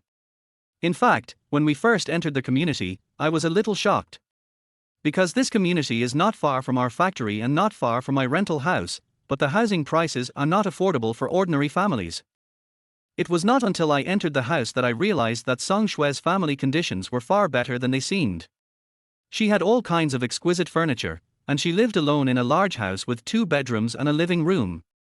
I have to say that when I first entered the room, I felt a little restrained. It was only with the support of Song Shui that I was able to sit on the soft sofa. However, perhaps because of what happened before, neither of us said much for a while, and the atmosphere became a little awkward. After a long time, Song Shui looked at my restrained appearance, suddenly smiled softly, and then whispered to me to get up. Go take a shower first, and I'll apply some medicine on you later. Otherwise, if you get infected.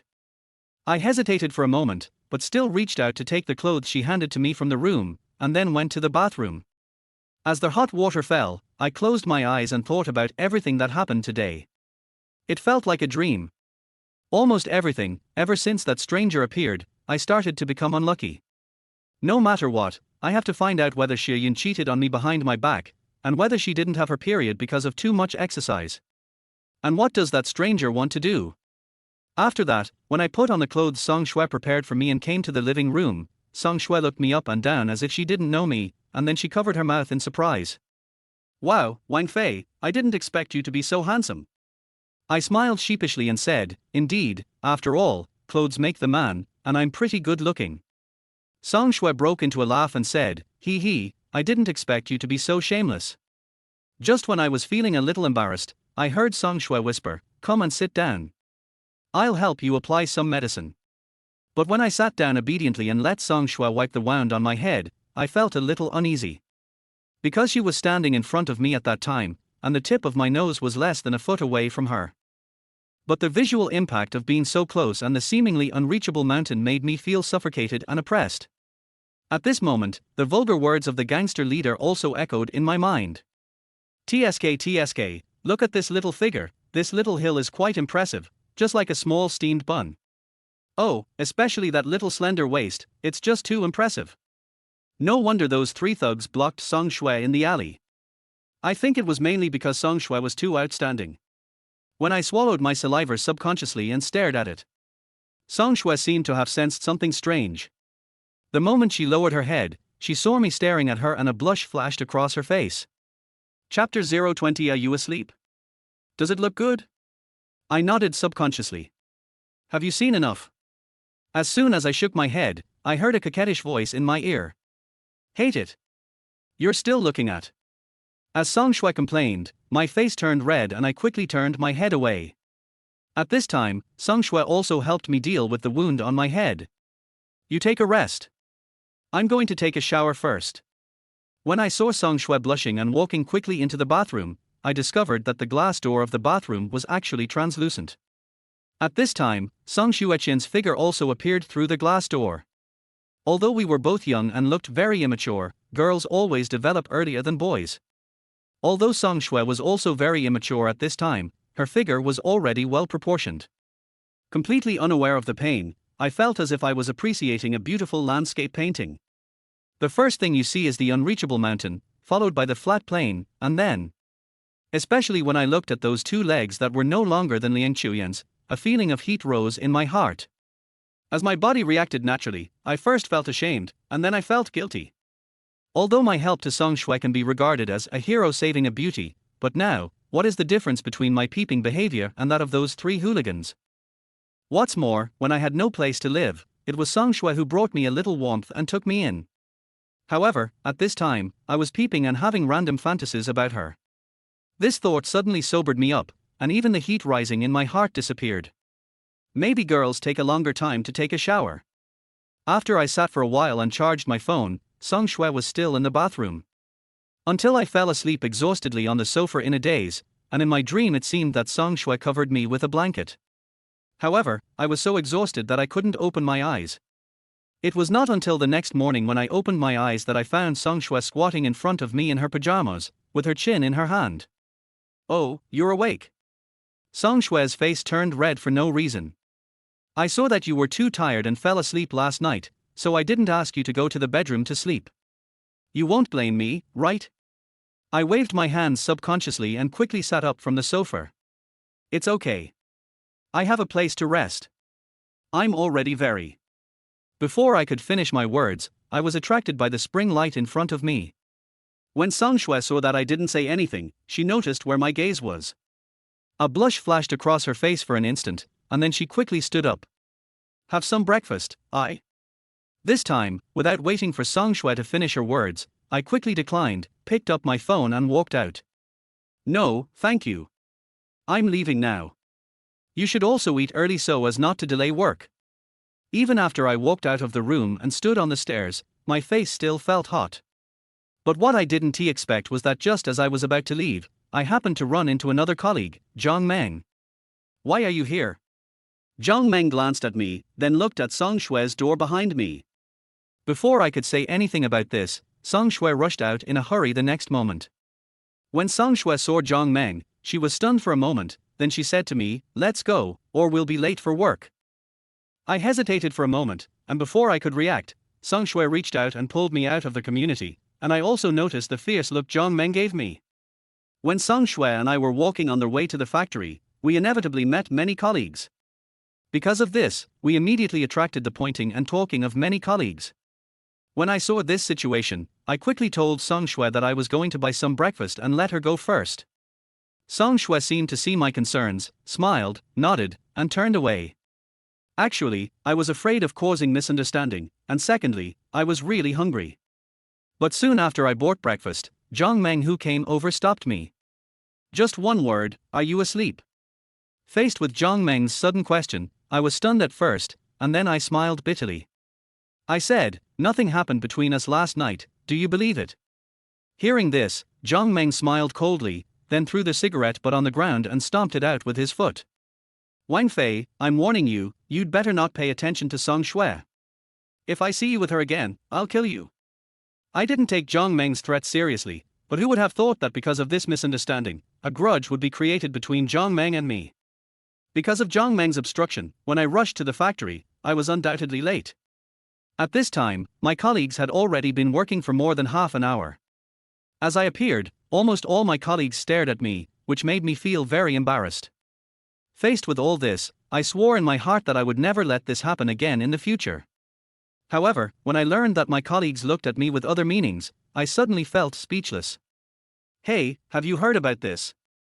Wang Fei came to work with Song Shui, and because of this, Wang Fei was blocked at the factory gate by Zhang Meng.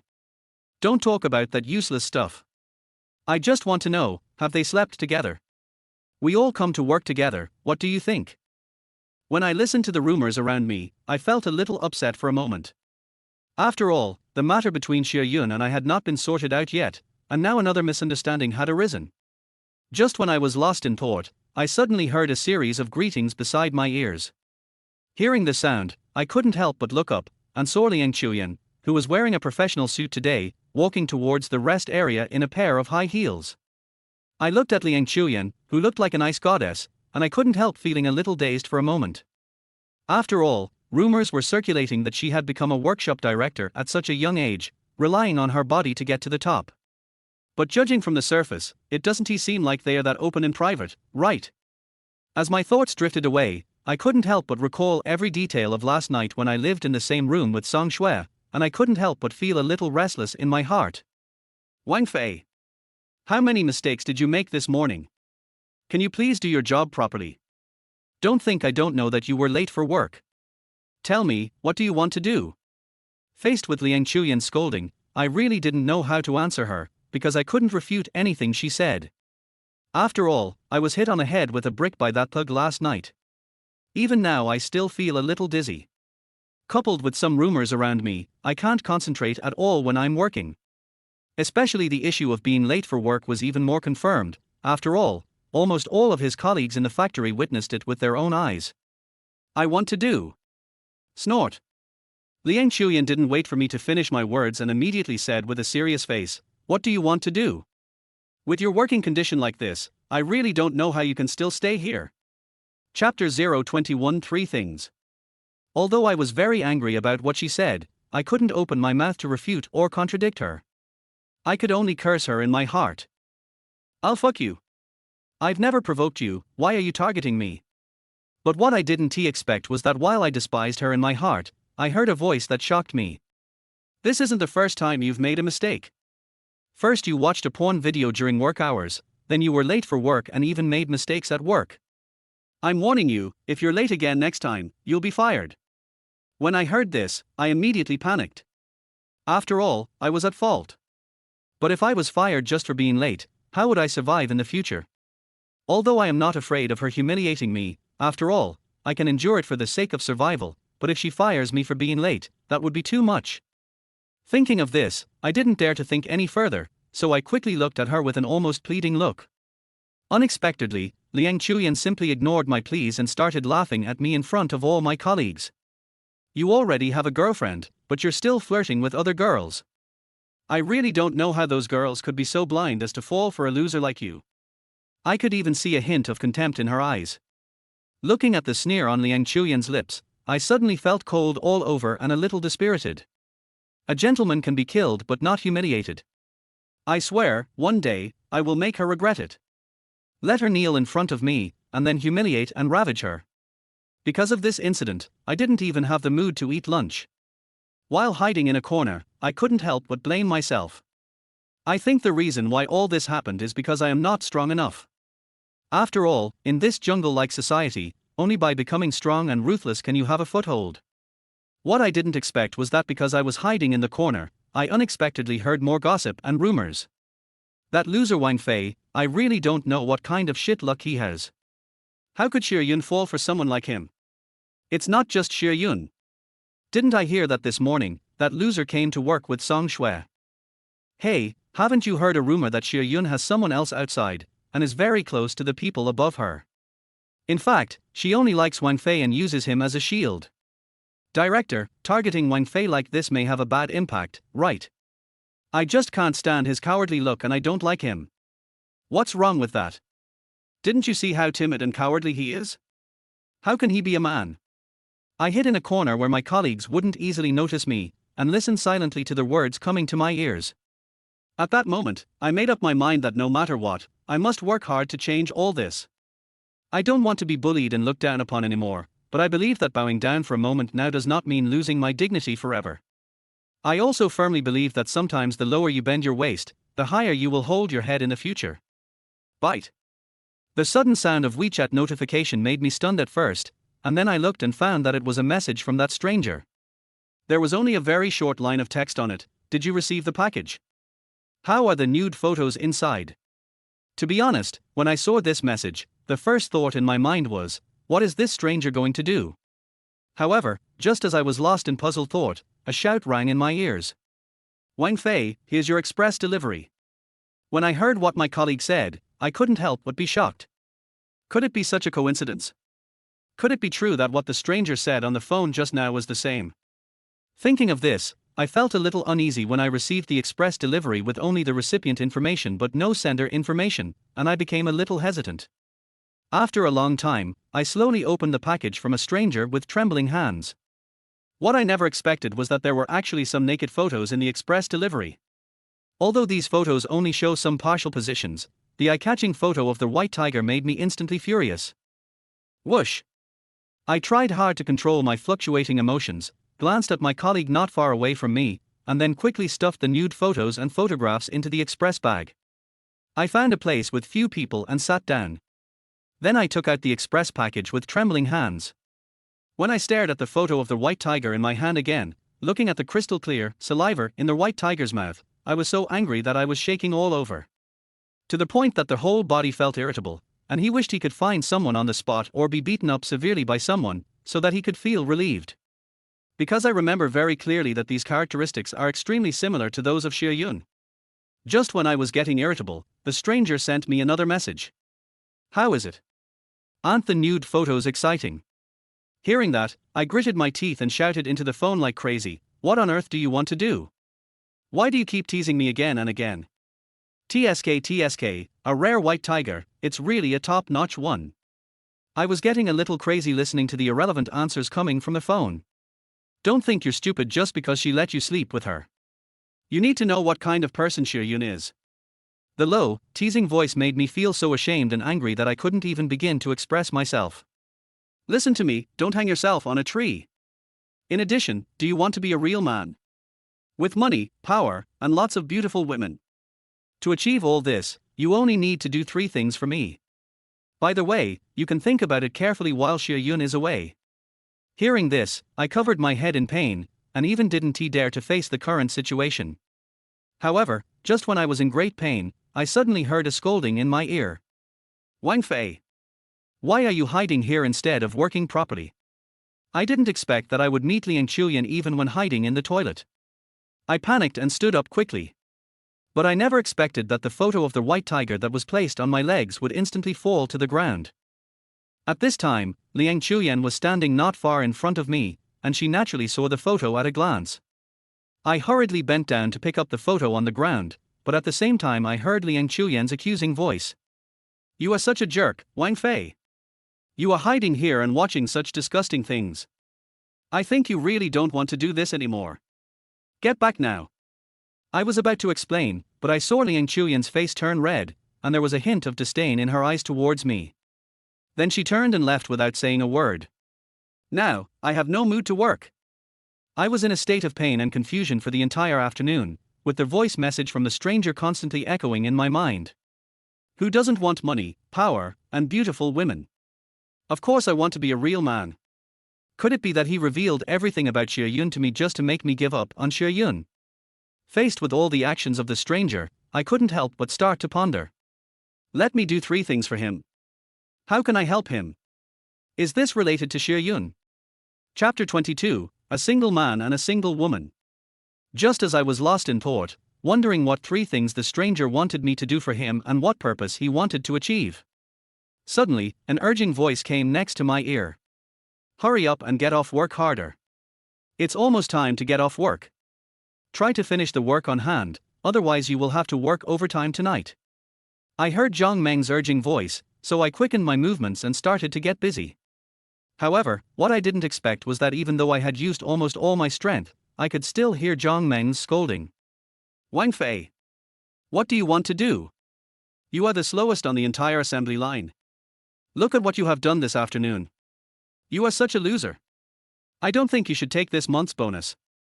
To be honest, facing Zhang Meng's scolding, I knew it without much thought. The only reason he came over to me was to give me advice on my work. It was simply because of what happened between me and Song Shui this morning, and he was still struggling with it. When I thought of this, I turned my head and glared at him in annoyance. As a result, I never expected that my glance would immediately provoke Zhang Meng's anger. What are you looking at? Get back to work. No wonder the director asked me to take special care of you. You might as well pack up and leave right away. Just when I was filled with anger and wanted to explain to Zhang Meng about his misunderstanding of what happened between Song Shui and me, I suddenly heard a crisp voice in my ear. Team Leader Wang, that's enough, stop talking. Let's all work harder and finish this afternoon's work. Along with this crisp sound, Zhang Meng opened his mouth and glared at me fiercely, then turned his head to look at the warehouse manager Zhao Mengmeng who was walking over. I'm not saying anything bad about you, Mengmeng. Why are you not staying in the warehouse, watching a movie or watching a video? Why are you running to our production line? I have to say, with Zhang Meng's question, even though we were busy on the assembly line at this time, we all became very curious about Zhao Mengmeng's arrival. At this time, Zhang Mengmeng sighed deeply, and then said to Zhang Meng with some complaints, who doesn't want to sit down, rest, watch a video, or a movie? But the director just called me and said that there is not enough raw materials, so he asked me to get some over here. Zhao Mengmeng spoke normally, sighed silently, and then started complaining again. Team Leader Zhang, you know that the workers who were moving the raw materials have already gone off work. I can't move it by myself, so I came over to take a look and wanted you to help find a few people to help. Following Zhao Mengmeng's words, Zhang Meng suddenly looked embarrassed. Hey, Brother Meng, please help me. Besides, if there are not enough raw materials online, you won't be able to complete the task this afternoon, right? It has to be said that Zhao Mengmeng's words immediately hit Zhang Meng's soft spot. In addition, when Zhao Mengmeng started to act coquettishly at this time, Zhang Meng began to hesitate. After all, as Zhao Mengmeng said, if the raw materials cannot be delivered to the assembly line in time, then we will have no chance of finishing the work this afternoon. Alright, you're just a sweet talker. You keep calling me Menger, and I feel embarrassed. Let me see, I'll find a few strong guys to help you move it. However, what no one expected was that Zhao Mengmeng came to my side immediately and pulled me out without waiting for Zhang Meng to finish his words. Hey, not Mengmeng, what do you mean? Why can you choose anyone else? Why do you have to choose this loser? Zhang Meng looked at me, then at Zhao Mengmeng, and was about to change people, but he suddenly changed his mind and agreed. Forget it, let Wang Fei go with you. I couldn't help but smile bitterly at this. After all, compared to working on the assembly line, the job of moving raw materials is much more tiring. Of course, after just a moment's thought about this arrangement, I understood Zhang Meng's idea. He just wanted to take advantage of Zhao Mengmeng's request to make me work harder so that he could punish me. Wang Fei, don't say I didn't warn you. If you don't move these raw materials here quickly, it will be your fault. We will all have to work overtime tonight. Listening to Zhang Meng's warning, I sighed helplessly in my heart, and then cursed him fiercely in my heart. Damn it, you're trying to tire me to death. Despite all their complaints and curses, I finally followed Zhao Mengmeng and walked towards the warehouse. However, when I followed Zhao Mengmeng away, I also saw Jiang Meng's sinister look towards me.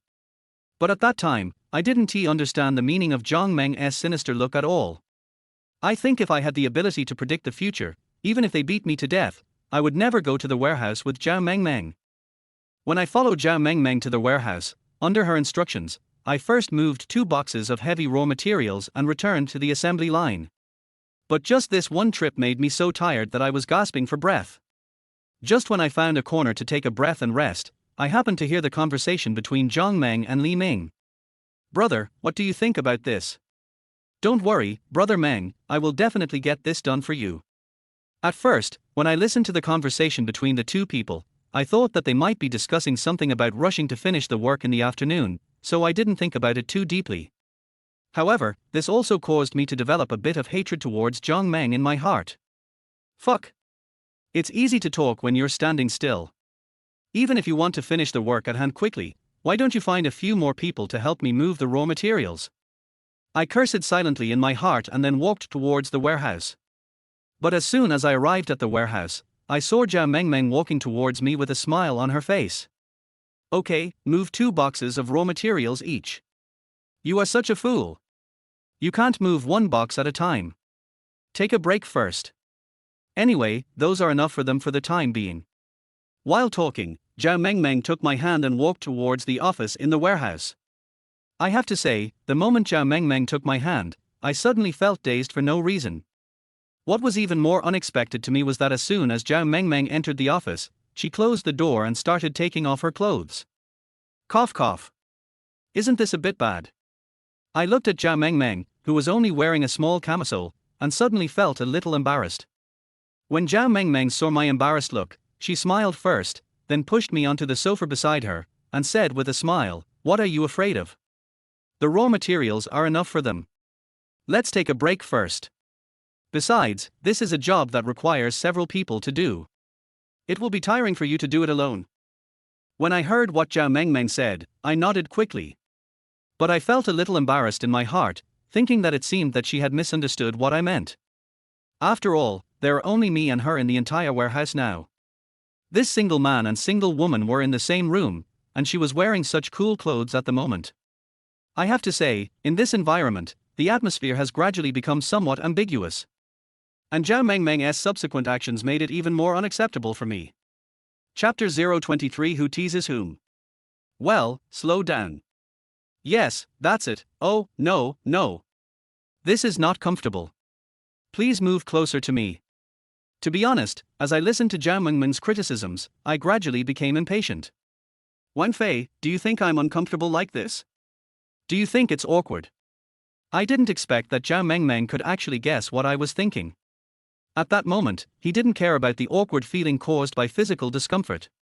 After a moment's pause, he quickly explained. Well, no, I just think it's a waste of time, but I think so. How should we do it?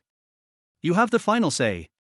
Although I said this very tactfully, it seemed that Jiang Meng also noticed the change in my tone. There was a brief pause, and then some hesitation. Forget it, I won't move. I can't move it anyway. Why don't you do it? You can move it however you want. When I heard this, I was immediately delighted. However, just when I was about to take action, Jiang Meng's words that made me irritated rang in my ears again. But you have to be careful and gentle. At this moment, I shrugged helplessly, then spread my hands towards her and looked at Jiang Meng on the side speechlessly. No, miss, I was seconded from the assembly line to help you with the raw materials. But what happened? Now you actually asked me to help you move tables and take things out here. Aren't you wasting my time? Jiang Meng was left speechless by my series of words. Looking embarrassed, she couldn't help but explain with some grievance. Well, Wang Fei, please stop blaming me. You saw it too. My lipstick fell under the table. I can't move such a heavy table by myself, so I have to ask you for help. I shook my head speechlessly, then squatted down and looked at the lipstick that had fallen in the corner under the table. Forget it. Since you don't want to move the table, and I'm afraid the computer cable will be damaged, I can only do this. Find something longer to hook it out. Just because of a lipstick, I have been tormented for nearly 20 minutes, and it is inevitable that I feel a little upset. Under my command, Jiang Meng quickly found a tool that could reach the corner under the table. She quickly got the lipstick out and her face was full of smiles. When I saw Zhao Mingmen's smiling face, I couldn't help but think of a sentence. It seems that sometimes this woman is really short-sighted. She wasted 20 minutes of my time on such a simple thing. Wang Fei, you still have a way. Thank you so much. I just smiled in response to Zhao Mingmen's thanks, then turned around and prepared to walk out of the office to continue moving those heavy raw materials. Unexpectedly, it happened just when I walked to the door and hadn't opened it yet. Zhao Mengmeng suddenly hugged me from behind. Wang Fei, do you know? I noticed you a long time ago. I like you. Following Zhao Mengmeng's actions, I suddenly panicked and stood there in a daze for a moment. No, I have a girlfriend. When I said this, Xie Yun's face came to my mind, but my heart ached. What I didn't expect was that after hearing what I said, Zhao Mengmeng hugged me even tighter. Xie Yun is not worthy of you. Besides, even if you have a girlfriend, so what? Didn't you walk with Song Shui today? When I heard Zhao Mengmeng's words in my ears, I couldn't help but smile bitterly. That's different. Nothing happened between Song Shui and me. It's just. I don't believe it. Since you are so close to Song Shui, why don't you give me a chance? I never expected that things would develop to this point. Especially when I heard Zhao Mengmeng actually confess to me. But despite this, I quickly broke free from Zhao Mengmeng's arms, turned around and looked at him, and asked with some confusion. Don't blame me, I'm just a little confused, why do you like me? Zhao Mengmeng responded to my question with an innocent smile on her chubby face, and then said mischievously, because you're handsome. Damn it. It is undeniable that when I heard her words, I almost wanted to vomit blood. After all, I had boasted in front of Song Shui before. But I am just an ordinary-looking guy, not handsome at all. There has been some misunderstandings between Xie Yun and me recently, but there is nothing wrong between Song Shui and me. We have no relationship at all, and it's all just a misunderstanding, so please don't make things more complicated for me, okay? I rejected Zhao Mengmeng very tactfully, but I also knew very well in my heart that facing Zhao Mengmeng's confession, there is no such thing as a free lunch. As the saying goes, if someone shows too much kindness for no reason, he is either a traitor or a thief. I really can't believe that Zhao Mengmeng would suddenly fall in love with me for no reason. However, just when I was beginning to doubt why Zhao Mengmeng confessed to me at this time, I saw Zhao Mengmeng suddenly stood on tiptoe and then kissed me on the face. Then he hugged me and whispered something in my ear in a low and tactful way. Wang Fei, I really like you. I want you. Can you give yourself to me? When I heard Zhao Mengmeng's words, I stood there as if struck by lightning, and couldn't even believe what was happening before my eyes. But just when I thought I was hallucinating, Zhao Mengmeng took the initiative to kiss me again. I have to say, when faced with Zhao Mengmeng's initiative, I was stunned for a moment, and then I quickly pushed her aside. Am I really not as good as Xie Yun or Song Shui? When Zhao Mengmeng said this, her pitiful look couldn't help but move my heart. Wang Fei, you are not a man at all. I have already taken the initiative. What else do you want from me? Yes. When I heard Zhao Mengmeng's aggrieved words, I couldn't help but feel a little guilty. After all, a girl has lost even the most basic sense of shame, and I am still so indifferent. This seems a bit unreasonable. Maybe it's time for me to do something? As soon as this thought appeared in my mind, I subconsciously took a step forward, reached out and hugged Zhao Mengmeng tightly in my arms. But who would have thought that at this moment, the tightly closed office was suddenly kicked open by someone? Zhao Mengmeng, who was held tightly in my arms, also suddenly let out a shrill scream. You! Let me go! Wang Fei, you bastard, what do you want to do? Someone come quickly!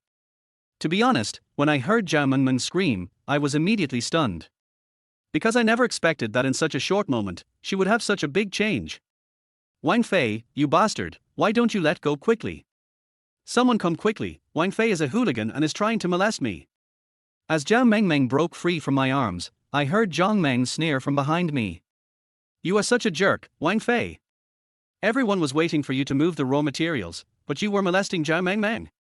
Chapter 24, Too Much Bullying. After I heard what Zhang Meng said, I looked at Zhao Mengmeng who was looking at me with a smug look on her face, and I instantly understood what he meant. Obviously, everything Zhao Mengmeng showed before was to deceive me, and the reason she did this was to frame me. Brother Meng, you have to help me. You saw it all. Wang Fei tried to molest me. If you hadn't come at the right time, I would have been bullied by him. I looked at Zhao Mengmeng in shock as she lied to me. I felt as if I was falling into an abyss. Wang Fei, you are such a fucking bastard. If I hadn't rushed over to take a look, would you have still done Zhao Mengmeng in this office? After the deep fear just now, I looked at Zhang Meng coldly and said with gritted teeth, things are not what you think, I didn't molest him, she took the initiative. Brother Meng, you have to make the decision for me. Wang Fei said he was thirsty and wanted to drink some water, but as soon as he came in, he hugged me and wouldn't let go. Zhang Meng first looked at me, then glanced at Zhao Mengmeng who looked very pitiful, and then sneered, they say seeing is believing. When I came in, I saw you hugging Zhao Mengmeng. Do you think I believe what you said?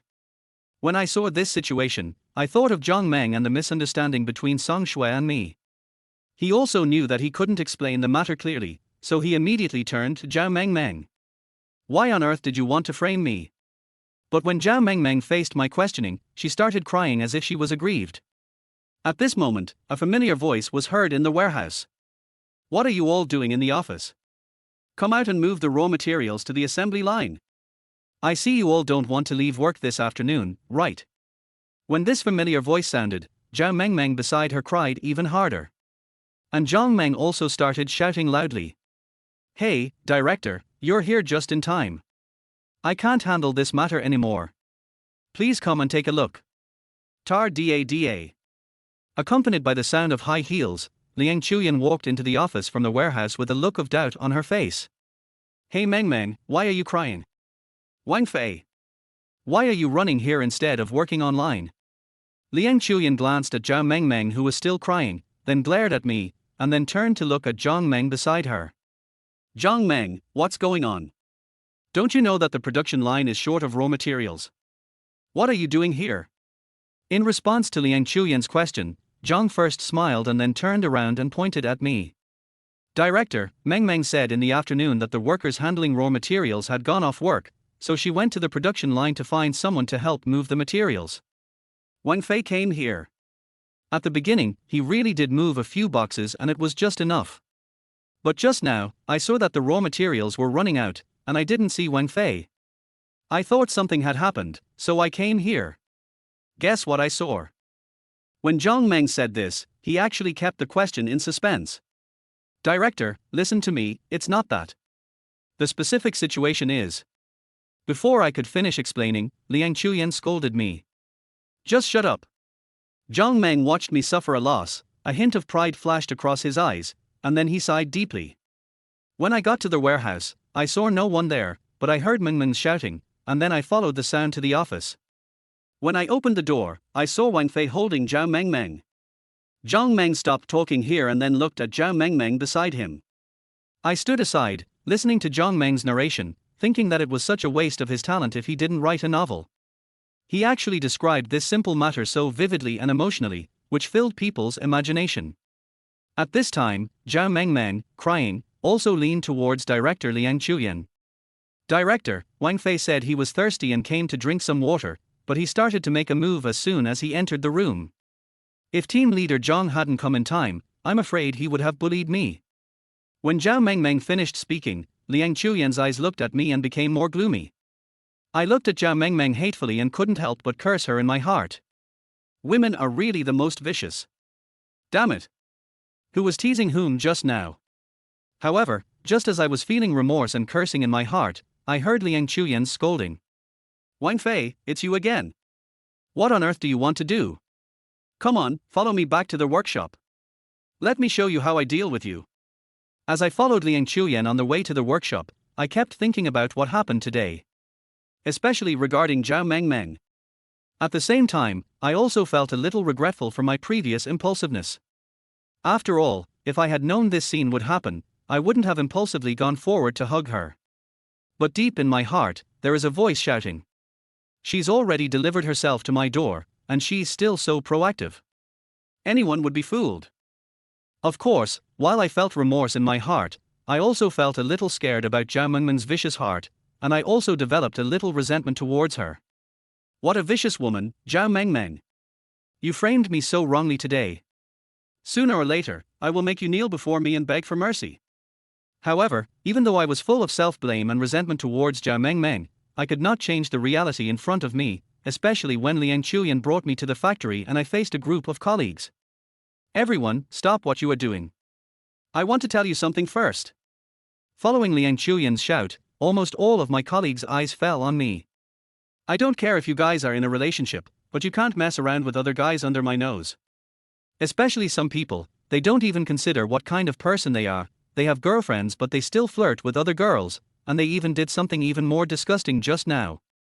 As I listened to Liang Chuyan's words, I couldn't help but be shocked, fearing that she would tell what had just happened in front of all her colleagues. Although it was Zhao Mengmeng who teased me first and then framed me, this matter is just as Zhang Meng said before, who would believe it? I guess, as long as Liang Chuyan tells this. Even if I try to explain and argue again, I'm afraid I won't be able to express my pain in words. I won't be able to express myself clearly even if I talk a lot. Wang Fei, tell me, what did you do just now? Just as I was daydreaming, Liang Chuyan's voice came to my ears. I shouldn't be lazy at work, nor should I be distracted at work. I will work hard in the future. Unexpectedly, as soon as I finished speaking, Liang Chuyan's disdainful sneer was heard. Is that all? There's more. You also know how to save face. Why don't you also tell me about how you bullied Zhao Mengmeng in the warehouse just now? As Liang Chuyan spoke, countless colleagues immediately began to whisper. And without a doubt, I became the target of criticism and ridicule from all my colleagues. No, that's not the case. It was Zhao Mengmeng who framed me. Faced with the accusations and ridicule from all my colleagues, I had to quickly start defending and explaining myself. So what you mean is that Zhao Mengmeng seduced you? Liang Chuyan had a look of disdain and contempt. At the same time, Zhang Meng, who never thought he would get involved in any trouble, suddenly shouted in a mocking tone. Wang Fei, why don't you take a piss and look in the mirror to see what you look like? How dare you say such shameless words? Chapter 025, Sexual Intercourse. Following Zhang Meng's words, everyone below immediately began to discuss the matter. I even heard someone looking at me over there, saying mockingly, that's right, Brother Meng is right. Wang Fei really doesn't need to take a piss to look at himself. He still wants to be a toad and want to eat a swan. That's right. Let's not talk about Song Shui first. As for Xie Yun, she is blind. I am confused. With Zhao Mengmeng's looks, there are so many people who want to pursue her. Why would she seduce Wang Fei, a loser? I listened to the discussions around me and felt like my lungs were about to explode. Especially when I think about the past, I was so close to these colleagues and treated them like brothers. Every time I invite people to dinner, each one of them is more enthusiastic than anyone else. But now, after I was framed by that bitch Zhao Mengmeng, they didn't even think about our past brotherhood and pointed all the blame at me. All of this made me slowly feel cold-hearted. At the same time, it also made me sadly think of a famous saying, when the wall falls, everyone pushes it. I'll say it again, I really didn't molest Zhao Mengmeng, it was Zhao Mengmeng who said she liked me first. But just when I shouted this sentence out in unwillingness, Zhang Meng, who had accused me before, sneered and shouted something to add fuel to the fire. Who would believe it? Besides, when I went to look for you, I saw you carrying Zhao Mengmeng. Do you think this is true? To be honest, I was also stupid. When I heard Zhang Meng's question, I nodded without thinking. This was because of my admission, which instantly caused everyone to start talking again. Did you hear that? He even hugged her, but she still refuses to admit to molesting him. At least it was Brother Meng who saw him. What if Brother Meng didn't see him, or what if Brother Meng went there a little later? What else is there to say? This kid is definitely going to bully Zhao Mengmeng. He's really like a toad wanting to eat a swan. He took advantage of her, but he still wants to deny it. He's simply a scumbag. That's right. If Wang Fei wasn't a scumbag, she would have been able to date Xie Yun while still having an affair with Song Shui. Now she's thinking about Zhao Mengmeng again. Liang Chuyan hasn't said a word since she scolded me. At this time, seeing all my colleagues pointing their spears at me, a look of contempt appeared on their faces. Wang Fei, what else do you want to say? You can't do your job well, and you're flirting with other girls all day long. I think you really don't want to do this job anymore. Liang Chuyan had said so much, and I knew that if I didn't explain quickly, I might even lose this job. But when I saw the eyes of those colleagues, I felt discouraged. After all, this is how society is now. There is always someone adding insult to injury, but no one is adding icing on the cake. Unexpectedly, at this moment, a low voice of question suddenly came out from the noisy crowd. Aren't there surveillance cameras in the warehouse? Wouldn't it be clear if we just look at the surveillance cameras? I looked in the direction of the voice and saw that the person who said this was Song Shui. I didn't expect that Song Shui would help me at this time. I was so moved that I looked at her deeply with gratitude.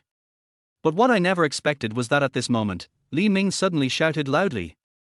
Director, what a coincidence! The surveillance camera broke this morning and hasn't been repaired yet. I estimate it will take until after get off work to repair it. It was not until this time, when I heard Li Ming's words, that I remembered the previous conversation between Zhang Meng and Li Ming. At the same time, I also began to doubt the reason why Zhao Mengmeng framed me. Could it be that Zhao Mengmeng framed me under the instructions of Zhang Meng and Li Ming? No wonder Zhang Meng and Li Ming were whispering to each other when I went to the warehouse to move raw materials this afternoon. Just when I was feeling discouraged and thought that I couldn't explain myself even if I had a mouth, and that what I could do next was to confirm that I had molested Zhao Mengmeng. Liang Chuyan also looked at me with cold eyes, then glanced at Zhao Mengmeng and asked softly.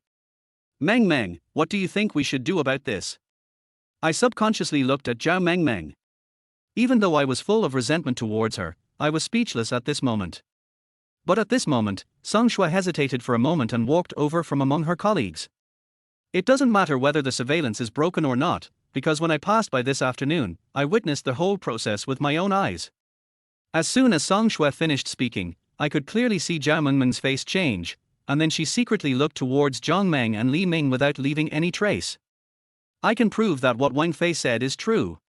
It was her. Zhao Mengmeng is lying. At that moment, Song Shui's words sounded like the sound of nature to me, so pleasant to the ears.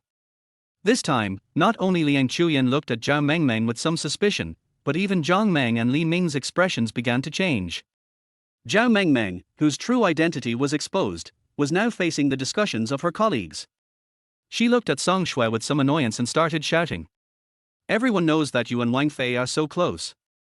As for your relationship, it goes without saying that everyone knows it. You say he is innocent, but Brother Meng also saw Wang Fei touching me with his own eyes. I can't stand Zhao Mengmeng's lies anymore, especially when I see her confronting Song Shui. I was so angry that I shouted at Zhao Mengmeng. Zhao Mengmeng, don't go too far. What exactly happened between us? Don't you know it yourself? At this time, Song Shui also took out her cell phone under Zhao Mengmeng's angry glare. Actually, I recorded it. Do you want me to show it to everyone? When I heard this, I was immediately delighted and quickly came to Song Shui's side. Just as I was about to reach out for her phone, I heard Song Shui whisper to me, "Forget it, let's be merciful. Oh, we are all colleagues. If it is just a misunderstanding, let it go." What I didn't expect was that Zhang Meng, who had been suppressing me before, suddenly said such words at this time. Brother Meng. Me, you? Zhao Mengmeng's face suddenly changed. Unexpectedly, Zhang Meng acted as if he didn't hear Zhao Mengmeng's call, and then turned his head and said something to Director Liang Chuyan.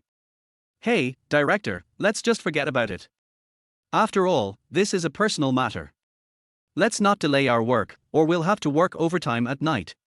If this delays the factory's shipment, we can't afford the responsibility. It is undeniable that with the appearance of Song Shui, the whole situation has gradually changed. After seeing Zhao Mengmeng's panic, Liang Chuyan seemed to understand that there was something strange about it. Besides, Zhang Meng gave him a step to go forward, so he just waved his hand. Everyone, go away. Hurry up and finish your work this afternoon. I won't say anything else. I still say that I don't care about love affairs, but don't have any casual relationships. Whoever delays the work will pack up and leave. As my colleagues dispersed, Song Shui also walked towards me.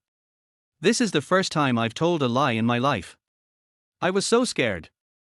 When I heard Song Shui's unreasonable words, I immediately understood why she had persuaded me just now. And because of this, he opened his mouth in surprise. Chapter 026, Trash.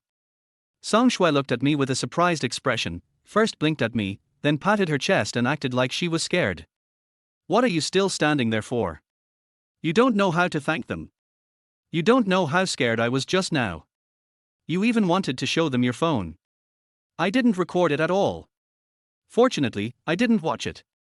If I had watched it, it would have been exposed. When I saw Song Shue's caring look on her face, my heart was warmed for a moment. At the same time, I couldn't help but feel a little grateful for everything she had done for me.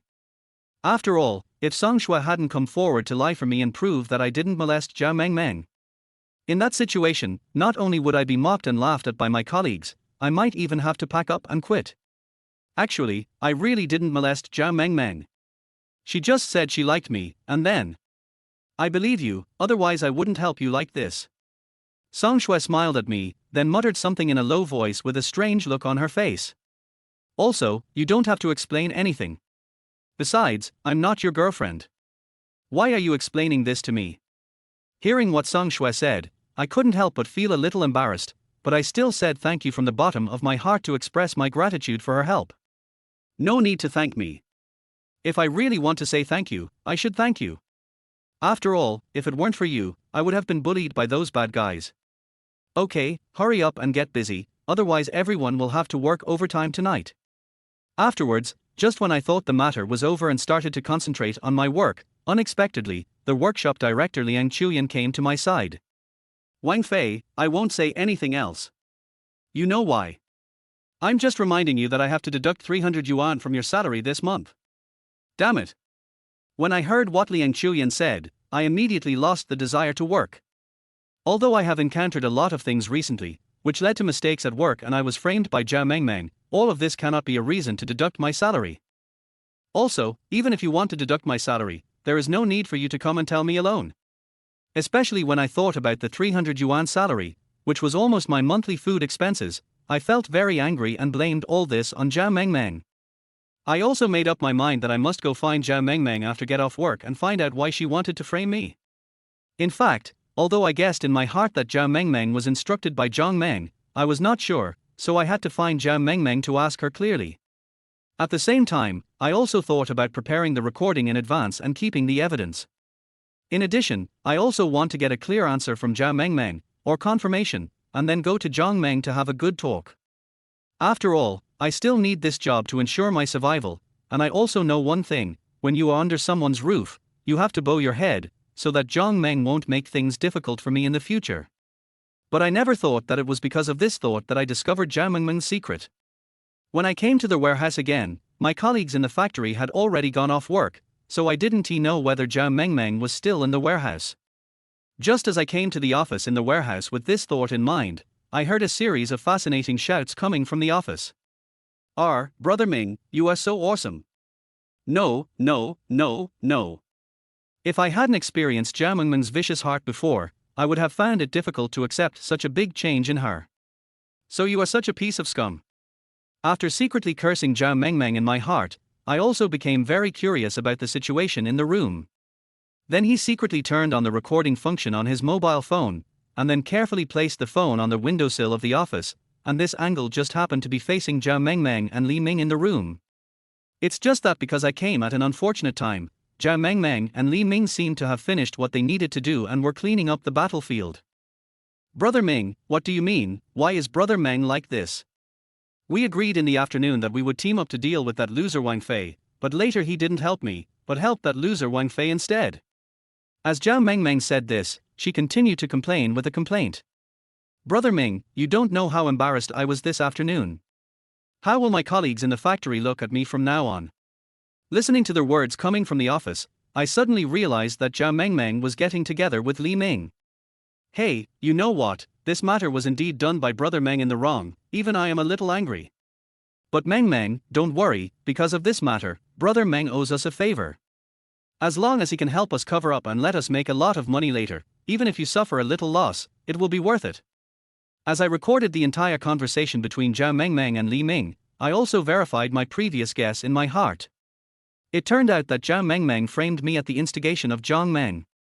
What I didn't expect was that Li Ming was actually involved in this, and from their conversation, it was not difficult to guess that Li Ming and Zhao Mengmeng seemed to be planning this unspeakable matter. And this secret about the two of them seems to be related to Zhang Meng. Brother Ming, I always feel that this is a bit risky. If we secretly take these raw materials out to sell, will we be reported and go to jail? When I heard what Zhao Mengmeng said, I was shocked and at the same time surprised at the boldness of these two people. They actually teamed up to steal raw materials from the factory and sell them. Hey! Don't worry, I have already discussed this with Brother Meng. Besides, you are responsible for deciding how much raw materials to ship out. As for how much raw materials to use, that is also up to Brother Meng. Of course, we can't let Brother Meng go for nothing. We can just give him a share later. As Li Ming spoke, he started moving his hands randomly on Zhao Mengmeng's body. There's a saying that goes, people die for money, birds die for food. You see, Zhang Meng was still a little hesitant in the morning, but after this incident, not to mention that he owes you a favor, even if it's the money from reselling raw materials, I don't believe he won't be tempted. As Li Ming began to move her body, Zhao Mengmeng also became a little unruly. Brother Ming is still the best, but you make me feel itchy inside, so uncomfortable. Since it's uncomfortable, let's do it again. Let me scratch your itch. While Li Ming and Zhao Mengmeng were working hard and sweating on the ground, I was hiding in the dark, recording the whole process while thinking about it in my mind. If I tell the director about this, let alone what reward I can get, at least she won't deduct the 300 yuan from me, right? Chapter 027: A plan to kill two birds with one stone. Ming brother, you are so bad. You are so awesome. Bad? That's just the beginning. Don't worry, I have even more powerful methods. When I listened to Zhao Mengmeng's outrageous words, I thought of her frame up against me. For a moment, I couldn't help but calculate in my mind. What a slut. I didn't expect that she looked so innocent, but was actually so wanton in private. The slut even dared to team up with others to frame me. Okay, I'll remember this. Now I have evidence in my hand. I'll find a chance to deal with you later. However, just as I was thinking this in my mind, I suddenly heard a pair of words in my ears that shocked me. Brother Ming, why do I always feel that Zhang Meng looks at me in a weird way, especially in private, and he often touches me? Meng, I have to say a few words to you about this. What is our current situation? We are ready for everything. We just need Zhang Meng to help us. As long as he nods and cooperates with us, we will suffer a little loss. Listen to me, you can only bear the grievance once or twice. As soon as Li Ming finished speaking, I was extremely shocked. While Zhang Meng was pursuing Song Shui, he actually wanted to get his hands on Zhao Mengmeng. This guy obviously has a problem with his character. Unexpectedly, at this moment, Zhao Mengmeng laughed teasingly and said to Li Ming, Brother Ming, aren't you afraid that Zhang Meng and I will get together?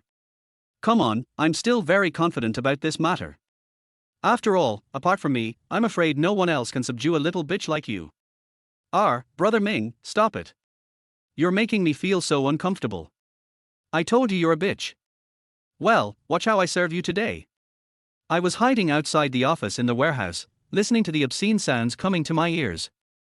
While lamenting Zhao Mengmeng's unruly behavior, he also secretly checked the video he had just recorded. Seeing that I had recorded every detail of the affair between Zhao Mengmeng and Li Ming, I carefully withdrew from the warehouse.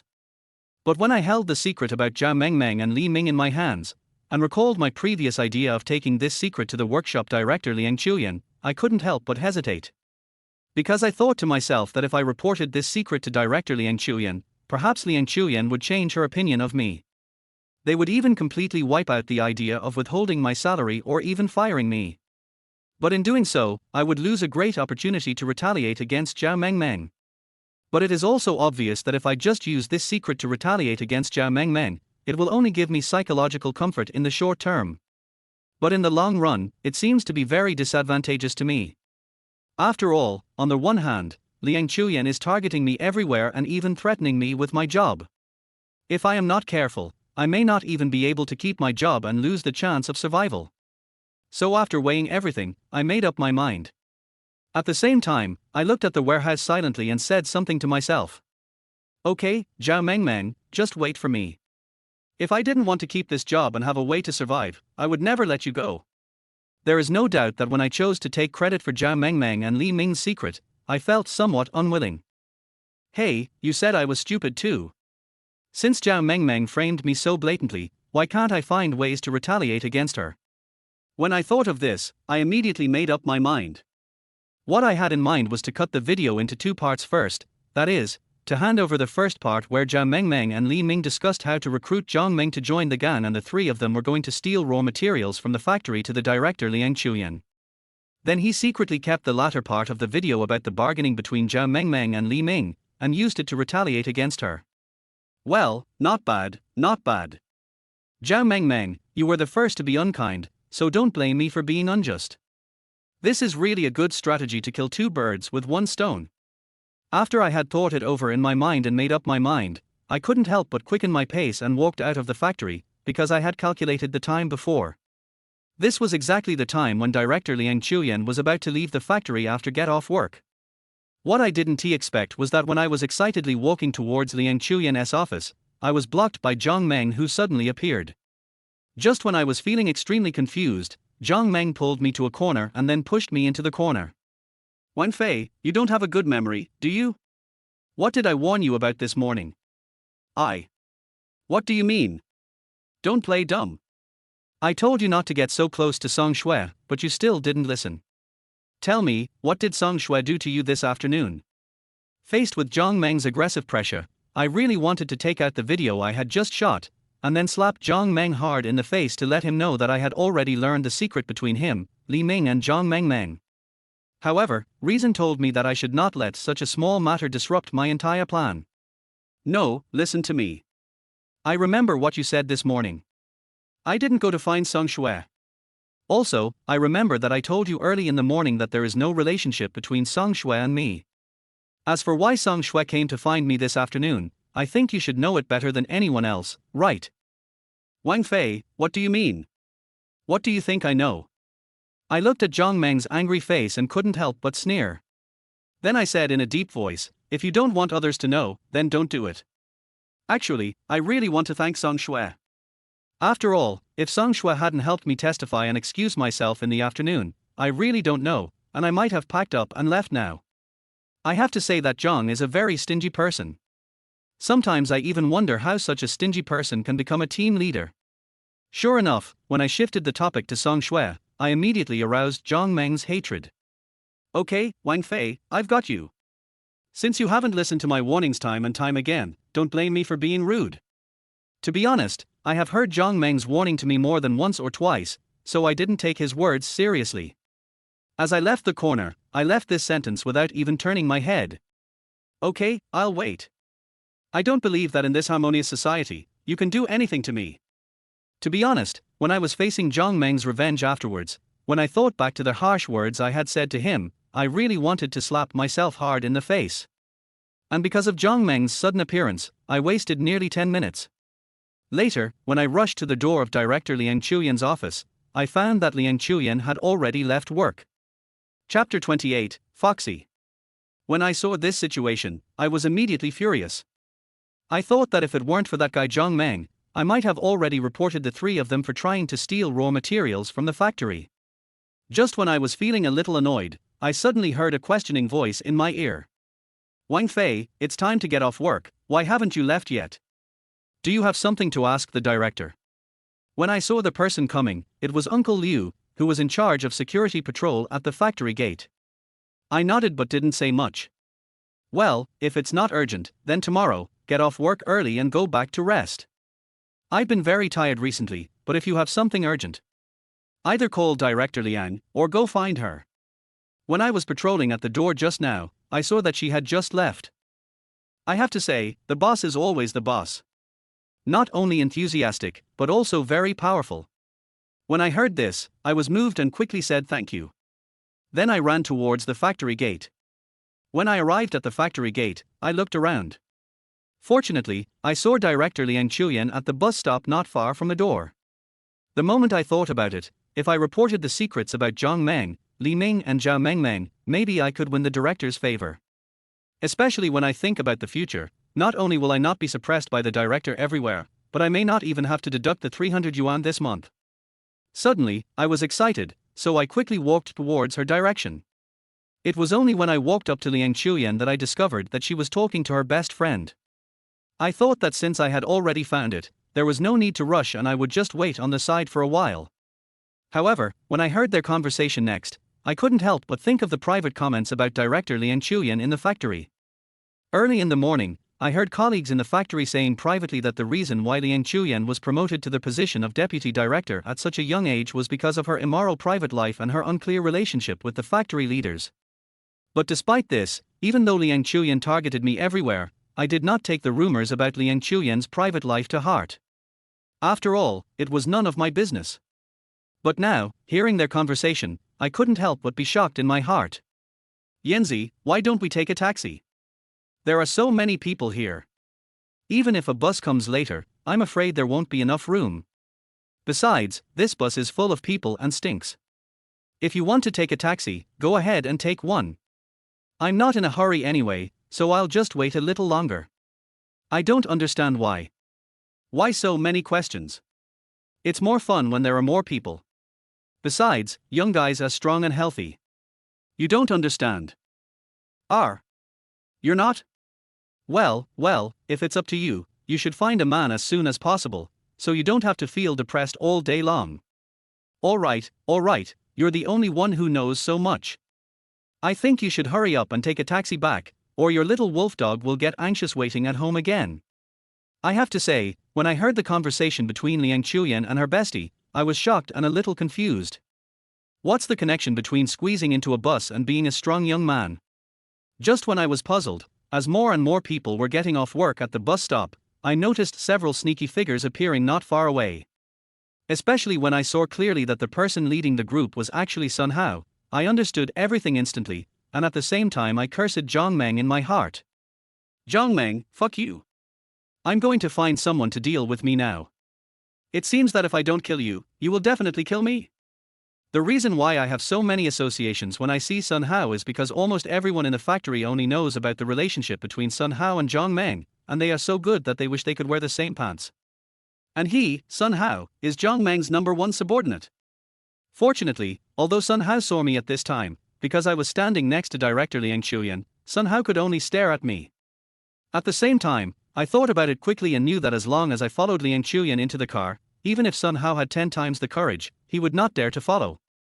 At this time, Liang Chuyan's best friend also said hello, waved for a taxi and left. As soon as I saw the opportunity, I rushed forward and shouted, "Director!" Unexpectedly, after hearing my call, Liang Chuyan was stunned at first and then looked at me with some disgust. Then he asked with a hint of doubt, "What's up?" Facing the disdainful look Liang Chuyan gave me, even though I felt extremely disgusted in my heart, I could only put on a smile.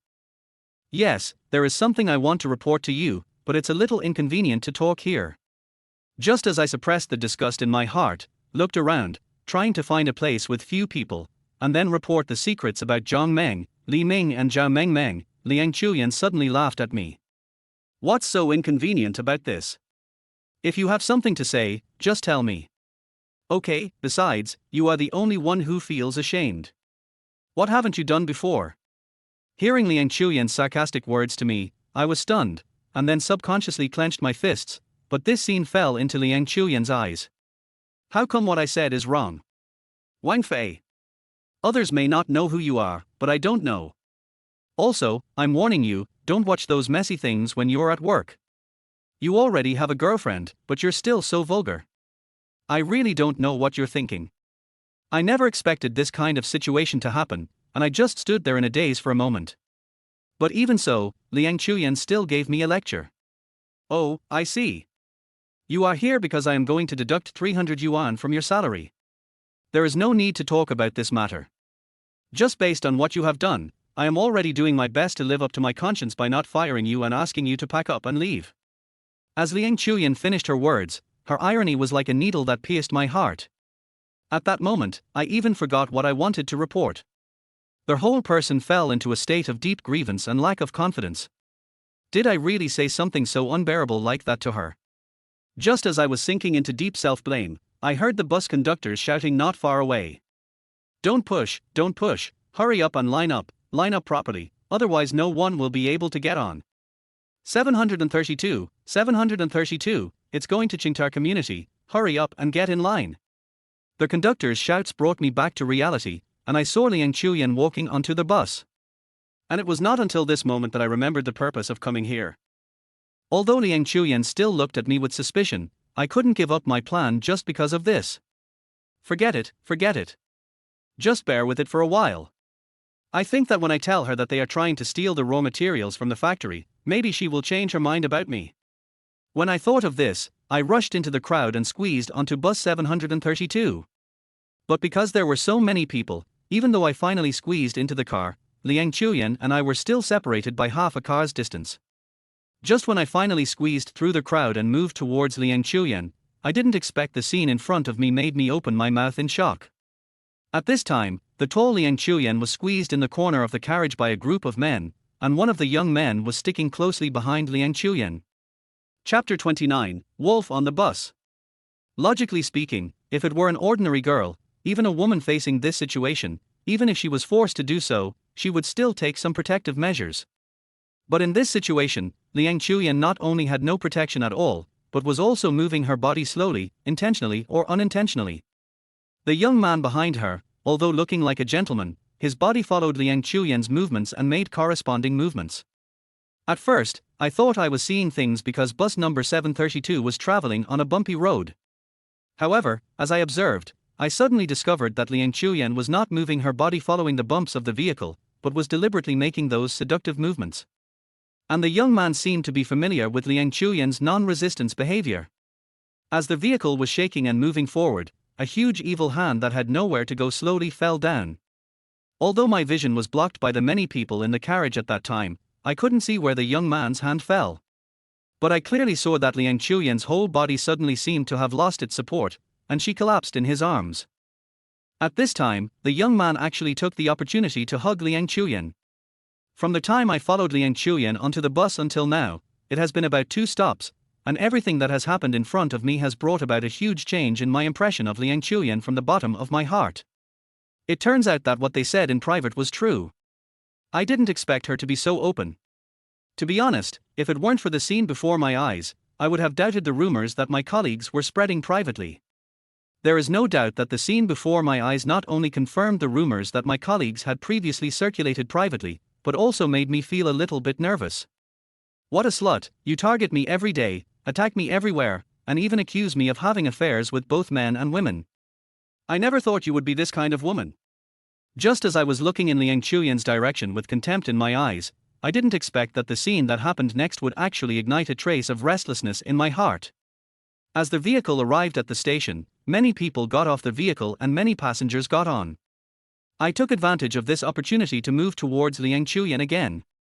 It was precisely because I was getting closer and closer to Liang Chuyan that I witnessed an extremely ambiguous scene with my own eyes.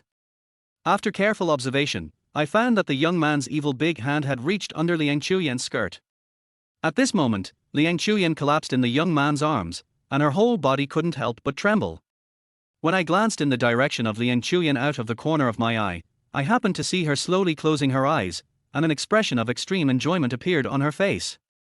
Looking at the scene in front of me that I couldn't believe, a trace of restlessness rose in my heart. At the same time, I even had a trace of evil thoughts and began to fantasize about how great it would be if I were that young man at this moment. As soon as this thought came to my mind, I couldn't help but swallow my saliva. What can't be driven out of my mind is Liang Chuyan, who closed her eyes with a look of enjoyment on her face.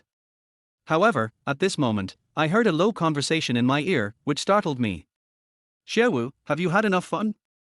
Stop messing around and get down to business. Third brother, look at what you are saying, isn't that what I am doing? Grass. When I heard the whispered conversation next to me, a question immediately arose in my mind. What on earth is going on here?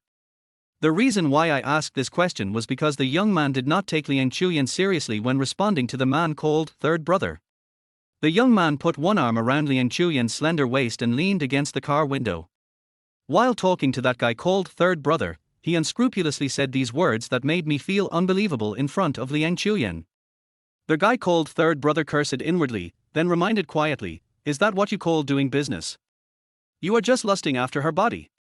Unexpectedly, Xiaowu just grinned, then looked down at Liang Chuyan who was resting with her eyes closed. Then a wicked smile appeared on his face. "Third brother, how about you let Xiaowu break his vow today and try to take down this slut? Isn't there a saying? Money and sex go hand in hand."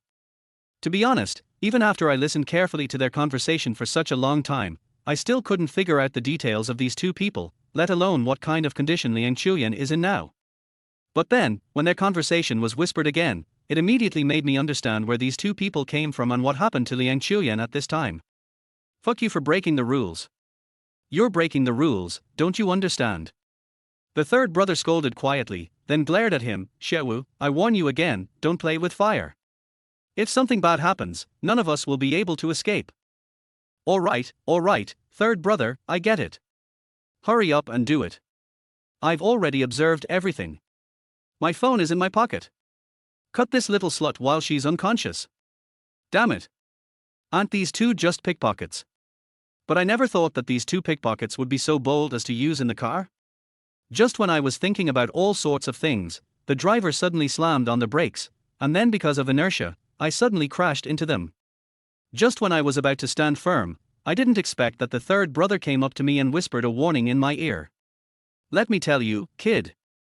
I've been keeping an eye on you for a long time. If you dare to ruin my good deeds, I'll stab you. Hearing this, I first gave my third brother a harmless smile, and then began to explain. I did hear your conversation just now. I dare not ruin your good deeds. After all, your life is more important. While I was showing weakness and trying to show goodwill, I was also thinking quickly in my mind, and then I came up with a way to have the best of both worlds. Only.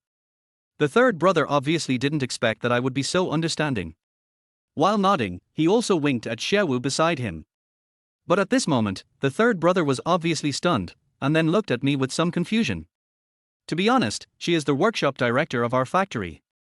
Before I finished my sentence, it immediately aroused the vigilance of the third brother and the fifth brother.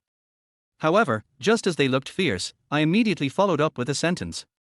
As the saying goes, even thieves have their own code of conduct. Third brother, you are a man of character.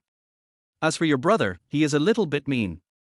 After all, since the things have been taken, there is no need for this person, right?